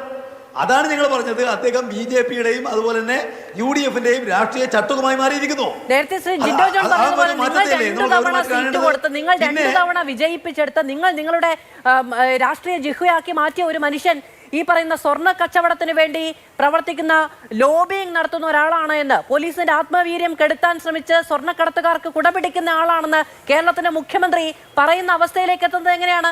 അതിലൊരു ഘടകവിരുദ്ധതയില്ലേ? അപ്പോൾ ഇതാ കുറച്ചു മുമ്പ് ഈ പറയുന്ന മോഹൻദാസ് മാധ്യമങ്ങളെ കാണുമ്പോൾ പറയാണ് മണ്ഡലത്തിലില്ല, വികസനത്തിൽ പിന്നോട്ട് പോകുന്നു, മണ്ഡലത്തിലെ കാര്യം നോക്കാൻ സമയമില്ല. ഇത്രയും കാലം ഈ പറയുന്ന പാർട്ടി ജില്ലാ സെക്രട്ടറി ഇതൊന്നും പരിശോധിക്കാതെ എന്ത് ചെയ്യുകയായിരുന്നു ശ്രീ പ്രകാശ് മാസ്റ്റർ? ഈ കാലം മാത്രം അദ്ദേഹത്തോട് പറഞ്ഞിട്ടില്ല. നിങ്ങൾ എങ്ങനെ മനസ്സിലാക്കിയത്? അദ്ദേഹം MLA ആയിരിക്കുന്ന കാലത്ത് ഞങ്ങൾ അംഗീകരിക്കുന്ന കാലത്ത് അദ്ദേഹത്തോട് പേഴ്സണലായി പറയും. മണ്ഡലത്തിലെ വികസനം എന്ന് പറയുന്നത് PV അൻവറിന്റെ വീട്ടുകാര്യമല്ല, മോഹൻദാസ് സാറിന്റെയും വീട്ടുകാര്യമല്ല. അപ്പോ ഇത് പാർട്ടിയാണ് അറിയിക്കേണ്ടത്. ഔദ്യോഗികമായി പാർട്ടി ജില്ലാ സെക്രട്ടറി പാർട്ടിയെ അറിയിക്കണം അല്ലെ? മണ്ഡലത്തിലെ MLA അവിടുത്തെ വികസന കാര്യങ്ങളിൽ നിൽക്കുന്നില്ല, കച്ചവടത്തിന് സ്വർണം തെറിയാൻ പോയിരിക്കുന്നു ആഫ്രിക്കയിൽ എന്ന് പറയണ്ടേ? അത്തരത്തിലുണ്ടായിട്ടുണ്ട് ആശയവിനിമയം. അതാണ് ഞാൻ ചോദിച്ചത്. അദ്ദേഹം ഞങ്ങളുടെ പാർലമെന്ററി പാർട്ടിക്കകത്തുള്ളപ്പോ പത്രക്കാരോട് പറയാൻ കഴിയില്ല, പരസ്യമായി പറയാൻ കഴിയില്ല. എന്നാൽ ഈ കാര്യങ്ങളെല്ലാം അദ്ദേഹത്തോട് പറഞ്ഞിട്ടില്ല എന്നുള്ളതാരാ പറഞ്ഞിരിക്കുന്നത്? ഞങ്ങൾക്കൊരു ഇരുമ്പ് മറയുണ്ട്, അതിനപ്പുറത്ത് നിങ്ങൾക്ക് ടോർച്ച് എടുത്ത് നോക്കാൻ കഴിയില്ല എന്ന് പറയുന്ന നിലപാടൊക്കെ അംഗീകരിക്കാം, ശരി. പക്ഷേ അങ്ങനെ ജില്ലാ സെക്രട്ടറി പാർട്ടി നേതൃത്വത്തെ PV അൻവറിന്റെ പ്രവർത്തനവുമായി ബന്ധപ്പെട്ട് അതൃപ്തി അറിയിച്ചിട്ടുണ്ടോ? അങ്ങ് മുതിർന്ന നേതാവാണല്ലോ, അങ്ങേക്ക് പറയാം, അതൃപ്തി അറിയിച്ചിട്ടുണ്ടോ? അല്ല, ഇത് നിങ്ങൾ നമ്മുടെ പാർട്ടിയെ പറ്റി നിങ്ങൾക്ക് ഞങ്ങളുടെ പാർട്ടിയെ സംബന്ധിച്ച് അറിയാത്തതുകൊണ്ടാണ്. ഒരു MLA സംബന്ധിച്ച് അദ്ദേഹം ഇരിക്കുന്ന വേദിയിൽ അദ്ദേഹത്തെ സംബന്ധിച്ച് പറയാനുള്ള കാര്യങ്ങൾ അദ്ദേഹത്തോട് വ്യക്തിപരമായും അതുപോലെ സംഘടനാപരമായിട്ട് പറയുന്ന രീതി ഞങ്ങൾക്ക്. ഞങ്ങളുടെ പാർട്ടി ഓരോ സമയത്തും ഉണ്ടാകുന്ന പക്ഷെ പാർട്ടിക്കൊരു രീതി ഉണ്ടാകും. ആ രീതി നടപ്പിലാവുന്നുണ്ടോ എന്നുള്ളതാണല്ലോ രാഷ്ട്രീയ വിമർശനം. പക്ഷെ ഒരൊറ്റ കാര്യം, അതായത് പാർട്ടി ജില്ലാ സെക്രട്ടറി PV അൻവർ എന്ന നിലമ്പൂരിലെ MLA, ഇടതുപക്ഷ MLA വികസന പ്രവർത്തനവുമായി ബന്ധപ്പെട്ട് മുന്നണിയിൽ നിന്നുകൊണ്ട് മണ്ഡലത്തിൽ നടത്തുന്ന രാഷ്ട്രീയ പ്രവർത്തനത്തിന് സമയമില്ലായ്മയെ കുറിച്ച് പരാതി അറിയിച്ചിട്ടുണ്ടോ? അങ്ങനെ അറിയിച്ചിട്ടുള്ളവരാണെങ്കിൽ പോയ 5 വർഷക്കാലം തികഞ്ഞ പരാജയം എന്ന് പറയുന്ന ആൾക്ക് രണ്ടാമത് നിങ്ങൾ എങ്ങനെയാണ് സീറ്റ് കൊടുത്തത്? ഇതില് കമ്മ്യൂണിസ്റ്റ് പാർട്ടിക്കകത്ത് അതിനകത്ത് നിൽക്കുന്ന ആളുകളോടും പാർട്ടിയുടെയും മുന്നണിയുടെയും ഭാഗമായി നിൽക്കുന്ന ആളുകളോടും സ്വീകരിക്കുന്ന ഒരു നിലപാട്, അത് അവിടെ അതിനകത്തുള്ള നിലപാടല്ലേ. ഇന്നിപ്പോ അദ്ദേഹം ഈ പറയുന്ന മുന്നണിക്ക് വിരുദ്ധമായിട്ട് സ്വയം പുറത്തു പോയിരിക്കുന്നു. സ്വാഭാവികമായിട്ടും ഇന്നലെ വരെ അദ്ദേഹത്തോട് പേഴ്സണലായി പറഞ്ഞ കാര്യങ്ങൾ, അദ്ദേഹം ഇരിക്കുന്ന കമ്മിറ്റിക്കകത്ത് മാത്രം പറഞ്ഞ കാര്യങ്ങൾ ഇന്ന് പരസ്യമായി പറയാൻ നിങ്ങൾ നിർബന്ധിക്കപ്പെടുകയാണല്ലോ. അത് സ്വാഭാവികമായിട്ടും അങ്ങനെയല്ലേ പറയാൻ വേണ്ടി കഴിയുള്ളൂ. പിന്നോട്ടടിച്ചാലും കുഴപ്പമില്ല, മണ്ഡലത്തിൽ നിന്നില്ലെങ്കിലും കുഴപ്പമില്ല, സ്വർണ്ണഖനനത്തിന് പോയാലും കുഴപ്പമില്ല, തടയണ കെട്ടിയാലും കുഴപ്പമില്ല, ഹൈക്കോടതിയുടെ തുടർ നോട്ടീസുകൾ അവഗണിച്ചാലും കുഴപ്പമില്ല, മുന്നണിക്കുള്ളിൽ നിന്നാൽ മതി എന്നുള്ളതാണ്. അല്ലെങ്കിൽ പുറത്തു പോയാൽ വിളിച്ചു പറയും എന്നുള്ളതാണ് എങ്കിൽ അങ്ങനെ വിളിച്ചു പറയുന്നതായിരിക്കും അൻവറും എന്ന് പറഞ്ഞു പോകുകയല്ലാതെ വേറെ നിവൃത്തിയില്ല. ഇടവേള. ശ്രീ ജിൻഡോ ജോൺ, ഇപ്പോ PV അൻവർ ഉന്നയിക്കുന്ന രാഷ്ട്രീയ ആരോപണങ്ങൾ ഏറ്റെടുക്കുന്നത് പോലെയോ അതിന് പിന്തുണ നൽകുന്നത് പോലെയോ അല്ല PV അൻവർ മുന്നോട്ട് വെക്കുന്ന ഈ പറയുന്ന സാമുദായിക രാഷ്ട്രീയത്തെ, അല്ലെങ്കിൽ സാമുദായികമായ ഒരു അരക്ഷിതാവസ്ഥയെക്കുറിച്ചുള്ള ആഹ്വാനത്തെയൊക്കെ പിന്തുണയ്ക്കേണ്ടി വരിക എന്ന് പറയുന്നത്. അത് അങ്ങനെ ചെയ്യാൻ കഴിയില്ല എന്ന് BJP പോലും പറയുകയും ചെയ്യുന്നു. അതായത് CPM-നെതിരെ ഇപ്പോഴിങ്ങനെ ഒരു അല്ലെങ്കിൽ വിശ്വാസ വിരുദ്ധത ആരോപിക്കുന്നതിന് പേരിൽ അൻവറിൻ്റെതായ രാഷ്ട്രീയമുണ്ട് എന്ന് കോൺഗ്രസ് തിരിച്ചറിയുന്നുണ്ടോ? അല്ല മാധു, അതിൽ ഒരു കാര്യമുണ്ട്. PV അൻവർ ഉന്നയിച്ച കാര്യങ്ങൾ കോൺഗ്രസ് പിന്തുണയ്ക്കുകയോ കോൺഗ്രസോ UDF ഏറ്റെടുക്കുകയോ അല്ല ചെയ്തത്.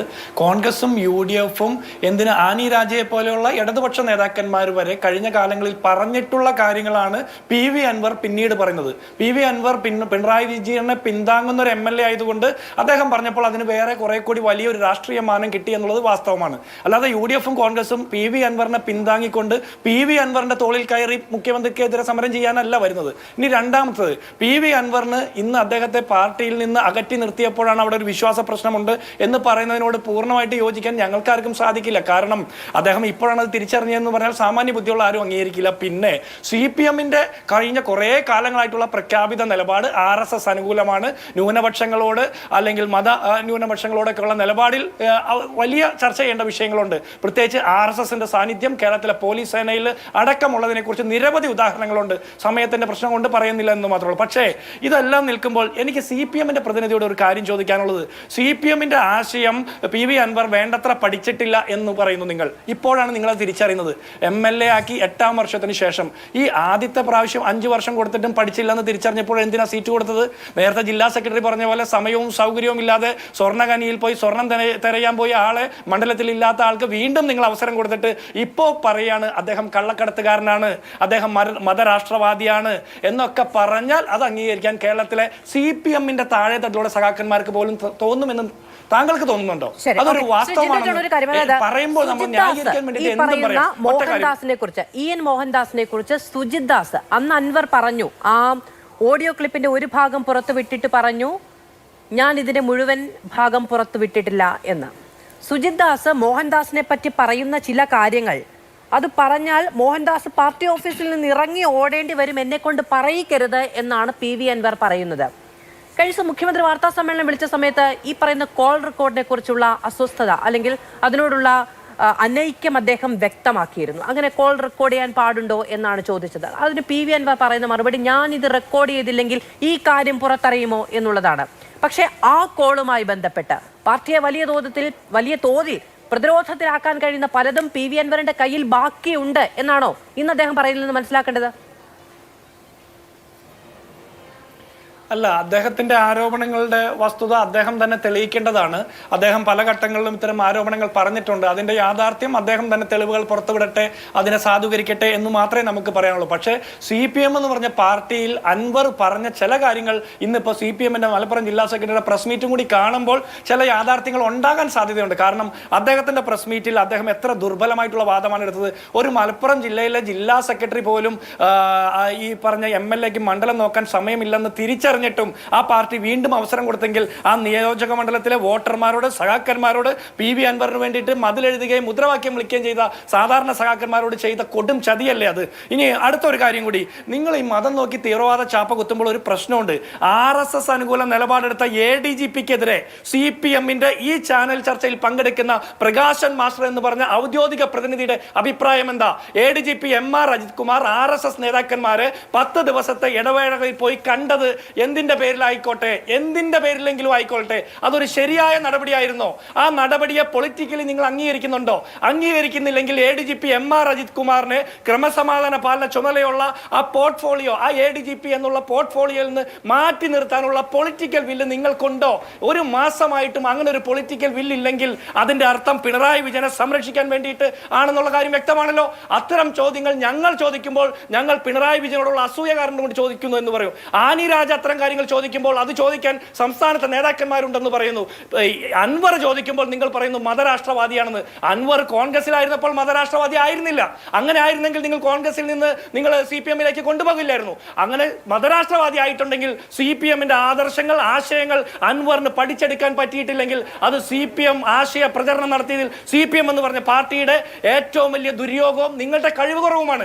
അതിന്റെ ഉത്തരവാദിത്വം പൊതുസമൂഹത്തിന്റെ മേലെ കെട്ടിവെക്കേണ്ട ഞങ്ങൾക്കറിയേണ്ടത് ആഭ്യന്തര വകുപ്പ് RSSകാർക്ക് വിടുപണി ചെയ്യാൻ വേണ്ടിയിട്ട് വിട്ടുകൊടുത്തതിൽ പിണറായി വിജയന്റെ പങ്ക് എന്താണെന്ന് ഞങ്ങൾക്കറിയണം. ഇതിലെ വ്യാജ പ്രചാര വേലകൾ നടത്തിയെന്ന് നിങ്ങൾ പറയുന്നു. ഞങ്ങൾ നടത്തിയ വ്യാജ പ്രചാര വേലയാണോ പൂരം കലക്കി എന്നുള്ളത്? നിങ്ങളുടെ മുന്നണിയിലെ CPI പറയുന്നു. അവിടെ മത്സരിച്ച ഇടതുപക്ഷത്തിന്റെ സ്ഥാനാർത്ഥി സുനിൽകുമാർ പറയുന്നു പൂരം കലക്കി. അപ്പോൾ ഞങ്ങൾ പറഞ്ഞത് വ്യാജ പ്രചരണമാണോ? RSS സാന്നിധ്യമുണ്ടെന്ന് ഞങ്ങൾ പറയുന്നു പോലീസിൽ, അത് വ്യാജ പ്രചരണമാണോ? ആനി രാജ പറയുന്നു, ഇന്ന് CPIയുടെ നേതാക്കന്മാർ പറയുന്നു, ഇടതുപക്ഷത്തെ മുതിർന്ന നേതാക്കന്മാരൊക്കെ പറയുന്നു. അതുപോലെ ഞങ്ങൾ പറഞ്ഞ RSS ബന്ധത്തെ കുറിച്ചിട്ട് ഞങ്ങൾ ഉന്നയിച്ച ആരോപണങ്ങൾ RJD അടക്കം CPI അടക്കം ഘടകകക്ഷികൾ പറയുന്നു. ഇത്രയും കക്ഷികളൊക്കെ പറഞ്ഞിട്ടും MR അജിത് കുമാറിനും RSSനുമുള്ള ആ വില പോലും നിങ്ങൾ CPIക്കും RJDക്കും മറ്റ് ഘടകകക്ഷികൾക്കും LDFൽ എന്തുകൊണ്ടാണ് കൊടുക്കാതിരിക്കുന്നത്?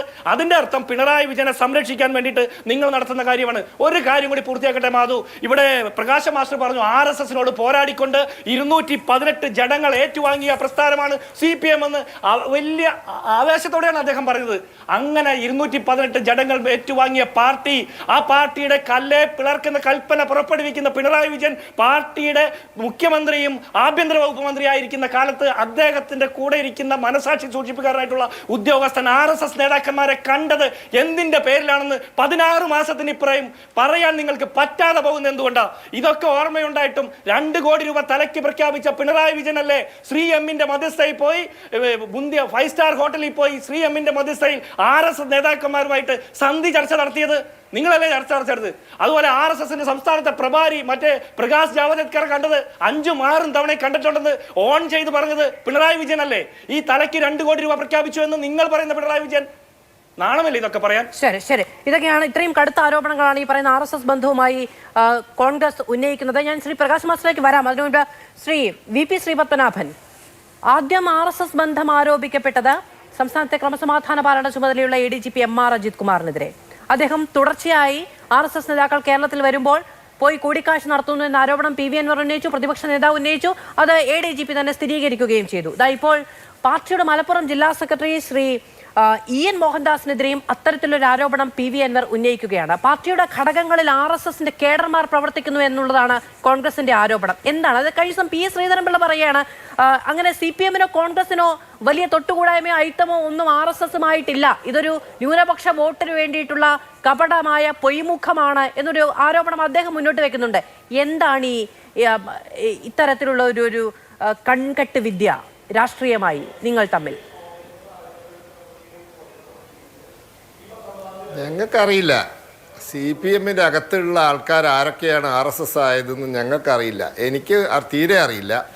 ഭാരതീയ ജനതാ പാർട്ടിക്കും അറിയില്ല. CPMന്റെ ഏതൊക്കെ ജില്ലാ സെക്രട്ടറിമാർ സ്വകാര്യമായിട്ട് സ്വയം RSS ആയിട്ടുണ്ടെന്ന് ഞങ്ങൾക്ക് അറിഞ്ഞുകൂടാ. കാരണം RSSൻ്റെയോ BJPൻ്റെയോ പരിപാടിക്കൊന്നും അവർ വന്നതായിട്ട് ഞങ്ങളാരും കണ്ടിട്ടില്ല.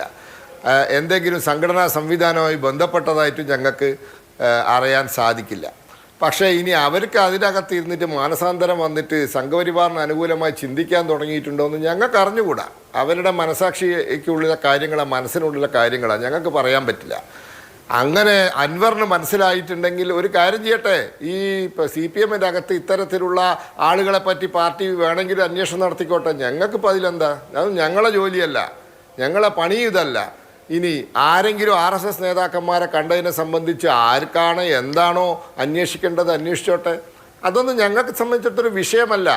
കാരണം ഇത് സുതാര്യമായി പ്രവർത്തിക്കുന്ന സംഘടനകളാണ് സംഘപരിവാർ സംഘടനകൾ. ഒരു രഹസ്യ അജണ്ടയില്ല. പരസ്യമായി ഇന്നതാണ് ലക്ഷ്യം, ഇന്നതാണ് കർമ്മപദം, ഇങ്ങനെ ചെയ്യും എന്ന് മുൻകൂട്ടി പറഞ്ഞ് ചെയ്യുന്നവരാണ് ഞങ്ങൾ. ഞങ്ങൾക്ക് ഒരു രഹസ്യ അജണ്ടയില്ല. അതുകൊണ്ട് ഞങ്ങളെ വഴിക്ക് പോകുന്നു. ഞങ്ങളിൽ ആകൃഷ്ടരായി ആരെങ്കിലുമൊക്കെ സ്വയം സംഘപരിവാർ ആയിട്ടുണ്ടെങ്കിൽ ഞങ്ങൾക്കതിൽ ഞങ്ങൾ അറിയാത്തവരാണെങ്കിൽ ഞങ്ങൾക്ക് അതിനെപ്പറ്റി അഭിപ്രായം പറയാൻ സാധ്യമല്ല എന്ന് മാത്രമേ പറയാനുള്ളൂ. അല്ല, ഞാൻ ചോദിക്കുന്നത് ഈ പുറത്തു പറയുന്ന രാഷ്ട്രീയ മുദ്രാവാക്യങ്ങൾക്ക് അപ്പുറത്ത് നിങ്ങൾക്ക് രാഷ്ട്രീയ ബാന്ധവമുണ്ടോ എന്നുള്ളതാണ്. കഴിഞ്ഞ ദിവസം നിങ്ങളുടെ പ്രധാനപ്പെട്ട നേതാവ് ശ്രീധരൻപിള്ള പറഞ്ഞതാണ്. അത് പുറമേ മാത്രമുള്ള വളരെ ഉപരിപ്ലവമായിട്ടുള്ള ചില നാടകങ്ങൾ മാത്രമാണ്, പൊയ്മുഖങ്ങൾ മാത്രമാണ്. അതിനപ്പുറത്തേക്ക് ആശയപരമായ യാതൊരു വിമുഖതയും CPM-ഉം കോൺഗ്രസും BJP-യും തമ്മിലില്ല എന്നുള്ളത്. ഇത് അണികൾക്ക് മുന്നിൽ കാണിക്കുന്ന അരങ്ങേറുന്ന ഒരു നാടകം മാത്രമാണോ? അങ്ങനെയല്ല. ഞങ്ങൾ ലാൽകൃഷ്ണ അഡ്വാനിജി പണ്ട് പറഞ്ഞൊരു കാര്യമുണ്ട്, രാഷ്ട്രീയത്തിൽ ശത്രുക്കളില്ല, എതിരാളികളേ ഉള്ളൂ. ഇന്ത്യയിലെ എല്ലാ രാഷ്ട്രീയ പാർട്ടികളും തമ്മിൽ അഭിപ്രായ വ്യത്യാസമുണ്ടാവും, എതിർചേരികളായിരിക്കും. പക്ഷേ രാജ്യത്തിനൊരു വിഷയം വന്നാൽ ഒരുമിച്ച് നിൽക്കേണ്ടവരാണ്. അടിയന്തരാവസ്ഥക്കെതിരെ CPM-ഉം ഇവിടെ ഉണ്ടായിരുന്ന ജനസംഘക്കാരും ഒരുമിച്ചല്ലേ പോരാടിയത്, അല്ലേ? ഞാൻ 980 തെരഞ്ഞെടുപ്പിൻ്റെ ചരിത്രം ഒന്ന് പറയാം. 980 കേരളത്തിൽ മത്സരിച്ചിട്ട് ആരൊക്കെ ചേർന്നിട്ട് പ്രകാശം മാഷ്ക്ക് നന്നായിട്ട് ഓർമ്മയുണ്ടാവും. അതായത് ആന്റണി കോൺഗ്രസും CPM-ഉം ഒരു ഭാഗത്ത്, ഐ കോൺഗ്രസും ജനതാ പാർട്ടിയും മറുഭാഗത്ത്. ഞാൻ പറയുന്നത് തെറ്റുണ്ടെങ്കിൽ പ്രകാശം മാഷ്ക്ക് തിരുത്താം. ജനതാ പാർട്ടിയും ഐ കോൺഗ്രസും കരുണാകരൻ്റെ നേതൃത്വത്തിലുള്ള കോൺഗ്രസും ഒരു ഭാഗത്ത്, CPM-ഉം അതുപോലെ തന്നെ ആന്റണി കോൺഗ്രസും മറുഭാഗത്ത്. ആ ജനതാ പാർട്ടിയുടെ സ്ഥാനാർത്ഥികളായിരുന്നില്ലേ ശ്രീ O രാജഗോപാലും KG മാരാരും? രണ്ടുപേരും തോറ്റുപോയി, അതിൽ തർക്കമൊന്നുമില്ല. അപ്പോൾ ആ ജനതാ പാർട്ടിയുടെ സ്ഥാനാർത്ഥികളായിരുന്നു KG മാരാരും O രാജഗോപാലും. ഇന്ന് ജീവനോടുള്ള പല ഐ കോൺഗ്രസ്സുകാരും, ഇന്ന് ഇന്ത്യൻ നാഷണൽ കോൺഗ്രസിൽ പ്രവർത്തിക്കുന്ന പലരും അന്ന് ശ്രീ O രാജഗോപാലിന് വേണ്ടിയും ശ്രീ KG മാരാർക്ക് വേണ്ടിയും വോട്ട് പിടിച്ചിട്ടുണ്ട്, പ്രവർത്തിച്ചിട്ടുണ്ട്, തിരിച്ചങ്ങോട്ടുണ്ടായിട്ടുണ്ട്. ഇനി 77 എടുക്ക്. 77 ഇത് കേരളത്തിൽ സംഭവിച്ചിട്ടില്ലേ? 77 സംഭവിച്ചിട്ട് 77 തെരഞ്ഞെടുപ്പിൽ ഈ കമ്മ്യൂണിസ്റ്റുകാരും ജനതാ പാർട്ടിയും ഒരുമിച്ചല്ലേ നിന്നത്, ഒരുമിച്ചല്ലേ ഇവിടെ തെരഞ്ഞെടുപ്പിനെ നേരിട്ടത്. അപ്പോൾ ഒരു പ്രശ്നം വരുമ്പോൾ, രാജ്യത്തിനൊരു പ്രശ്നം വരുമ്പോൾ ഇവിടെ പലരും ഒരുമിച്ച് നിന്നിട്ടുണ്ട്. അതൊന്നും 989 VP സിംഗ് സർക്കാരിനെ ഒരു ഭാഗത്ത് BJP മറുഭാഗത്ത് ഇടതു പാർട്ടികളും പിന്തുണച്ചിട്ടല്ലേ ഭരണം നടന്നത്. അപ്പം രാജ്യത്തൊരു പ്രശ്നം വരുമ്പോൾ ഒരുമിച്ച് നിൽക്കേണ്ടവരാണ് രാഷ്ട്രീയ പാർട്ടികൾ. തൊട്ടുകൂടായ്മ, തീണ്ടിക്കൂടായ്മ പൊളിറ്റിക്സിലില്ല. There is no untouchability in politics. രാഷ്ട്രീയത്തിൽ ശത്രുക്കളില്ല. ലാൽകൃഷ്ണ അഡ്വാനി പറഞ്ഞതിൽ ഞങ്ങൾ ഉറച്ചു നിൽക്കുന്നു. There are no enemies in politics. There are only opponents.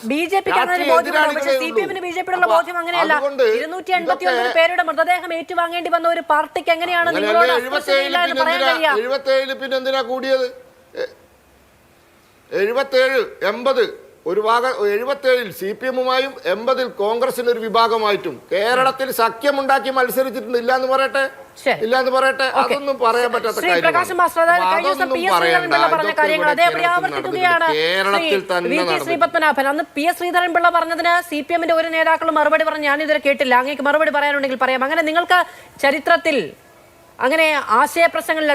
RSS ഒരു ഹിന്ദു സംഘടനയാണ്, ഹിന്ദുത്വ സംഘടനയാണ്, നിങ്ങളുടെ ഒരു ഭൂരിപക്ഷ താല്പര്യമുള്ള, അതിനുവേണ്ടി ന്യൂനപക്ഷത്തെ വേട്ടയാടുന്ന സംഘടനയാണ് എന്നുള്ളതൊക്കെയാണ് CPM നേതാക്കൾ പറഞ്ഞ് ഞാൻ കേട്ടിട്ടുള്ളത്. അപ്പോൾ CPM-ന് അത്തരത്തിലുള്ള കാര്യങ്ങളെയൊക്കെ, അഭിപ്രായ വ്യത്യാസങ്ങളെയൊക്കെ മാറ്റി വെച്ചുകൊണ്ട് കാലാകാലങ്ങളിൽ RSS-നോടും BJP-യോടും ഒക്കെ സന്ധി ചെയ്യാൻ കഴിയുന്ന ഒരു രാഷ്ട്രീയ വഴി ഉണ്ട് എന്നുള്ളതാണ് കഴിഞ്ഞ ദിവസങ്ങളിലൊക്കെ അവരുടെ നേതാക്കൾ ആരോപിക്കുന്നത്.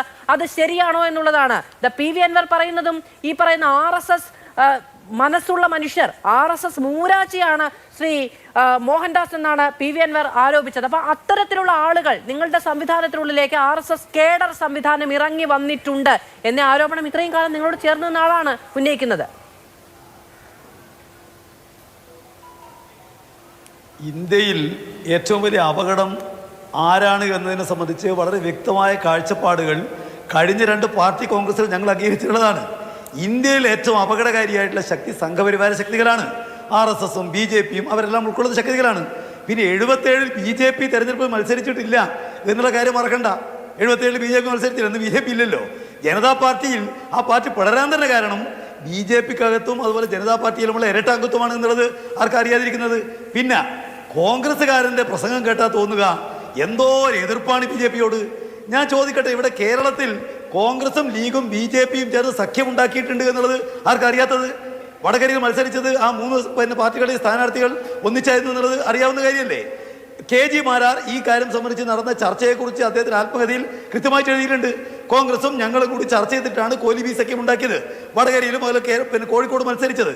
പിന്നെ ഞാൻ ചോദിക്കട്ടെ, ഇവിടെ ഈ കേരളത്തെ സംബന്ധിച്ച് നമ്മൾ പരിശോധിക്കുമ്പോൾ ഏത് സന്ദർഭത്തിലാണ് ഈ RSSകാരെ അവരുമായിട്ട് ബന്ധപ്പെടുന്ന നിലക്ക് CPM വരുന്നു എന്ന് പറയുന്നത്? ഞങ്ങളുടെ നിലപാട് വളരെ വ്യക്തമാണ്. ഞങ്ങൾക്ക് ഗവൺമെൻറ്റുള്ള കാലത്ത് ഞങ്ങളുടെ പാർട്ടിക്ക് വേണ്ടിയിട്ട് ഉദ്യോഗസ്ഥന്മാർ ഉപയോഗിക്കുന്ന ഒരു ഏർപ്പാട് ഞങ്ങൾക്കില്ല, അത് നിങ്ങൾക്കാണ്. ഇപ്പോൾ ജയറാം പഠിക്കലിൻ്റെ ആത്മഹത്യയിൽ അദ്ദേഹം പറഞ്ഞല്ലോ, കോലീബി സഖ്യം ഉണ്ടാക്കുന്നതിന് വേണ്ടി നടന്നിരിക്കുന്ന ആദ്യ ചർച്ചകളിൽ അന്ന് കരുണാകരൻ നിയോഗിച്ചത് എന്നെയാണ്. ഞാൻ ആ ചർച്ചകളിൽ പങ്കെടുത്തിട്ടുണ്ട്. നിങ്ങളെപ്പോലെ ആ തരംതാണ് വെടിഞ്ഞെടുക്കുന്ന പാർട്ടിയാണ് CPM. ഞങ്ങൾക്ക് ആരെങ്കിലുമാണ് ചർച്ച ചെയ്യാനുണ്ടെങ്കിൽ തലയിൽ മുണ്ടിടാതെ ചെന്ന് ചർച്ച ചെയ്യാനുള്ള ആർജവ CPM-നുണ്ട്. അല്ലാതെ ഞങ്ങൾക്കില്ല. പിന്നെ ADGPക്ക് ഇപ്പോൾ ഭരിക്കുന്ന ഇവിടെ പറയുന്നത് കേട്ടത് അജിത് കുമാർ CPM-ന്റെ സംസ്ഥാന കമ്മിറ്റി അംഗമാണോ? അതൊന്നല്ലല്ലോ. MR അജിത് കുമാർ ഒരു ഉദ്യോഗസ്ഥനാണ്. രാഷ്ട്രീയ പാർട്ടികൾക്ക് പിന്നെ ആളുകളെ അവർ കാണുമ്പോൾ കോൺഗ്രസിന്റെ ആളുകളെ അവർ എന്ത് കാണുന്നുണ്ടാവില്ലേ?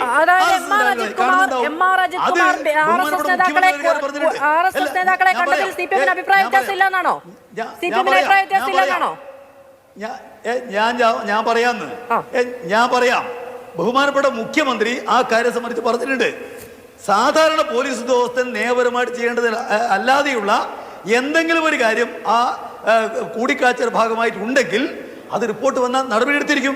ഇത് നിയമപരമായ കാര്യമല്ല എന്ന് മാഷിക്ക് നന്നായി അറിയാം. ഇത് രാഷ്ട്രീയമായ കാര്യമാണ്. അങ്ങ് നേരത്തെ പറഞ്ഞ 2 കോടി, ഇന്നലെ വന്ന പാനലിസ്റ്റ് 1 കോടി എന്നാണ് RSS തലയ്ക്ക് വിലയിട്ട ഇന്ത്യയിലെ ഏറ്റവും തലമുതിർന്ന പോളിറ്റ് ബ്യൂറോ അംഗമായ ഒരു CPM നേതാവ് മുഖ്യമന്ത്രിയായിരിക്കുന്നിടത്ത് ക്രമസമാധാന പാലന ചുമതലയുള്ള ADGP RSS നേതാക്കൾ വരുമ്പോൾ പോയി കൂടിക്കാഴ്ച നടത്തുന്ന ഒരു നിയമ പ്രശ്നമല്ലെന്നേ, അതൊരു രാഷ്ട്രീയ പ്രശ്നമാണ്. നിങ്ങൾക്കത് അംഗീകരിക്കാൻ പറ്റുന്നുണ്ടോ എന്നുള്ളത് മാത്രമാണ്. അങ്ങ് ചോദിക്കുന്നത് CPM-ന്റെ സംസ്ഥാന സമിതി അംഗമാണോ? CPM-ന്റെ സംസ്ഥാന സമിതി അല്ല, CPM-ന്റെ സംസ്ഥാന സമിതി അംഗമല്ല MR അജിത് കുമാർ എന്നുള്ളതിന്റെ കൂടിക്കാഴ്ചയിൽ CPM-ന് പ്രശ്നമില്ല എന്നാണ് പറയുന്നത്. പ്രശ്നമില്ലെന്നേ. അജിത് കുമാർ CPM-ന്റെ ആളൊന്നുമല്ലെന്ന്. അതുകൊണ്ട് പോകാം. അജിത് കുമാർ CPM-ന്റെ ആളൊന്നുമല്ലെന്ന്. അതുകൊണ്ട് പോകാം. CPM-ന്റെ ആളാണോ? അതുകൊണ്ട് പോകാം പറഞ്ഞ പ്രശ്നം. ഞാൻ ചോദിക്കട്ടെ, ഇവിടെ കണ്ണൂരിൽ ഞാൻ ഒരു കാര്യം പറയാം. കണ്ണൂരിൽ ഷുഹൈബ് കേസ് അന്വേഷിച്ചിട്ടുള്ള DYSP അയാൾ പിരിഞ്ഞ ഉടനെ RSSലേക്ക് പോയി. ആൾ RSS നേരെ ചർച്ച ചെയ്തിട്ടുണ്ടാവില്ലേ?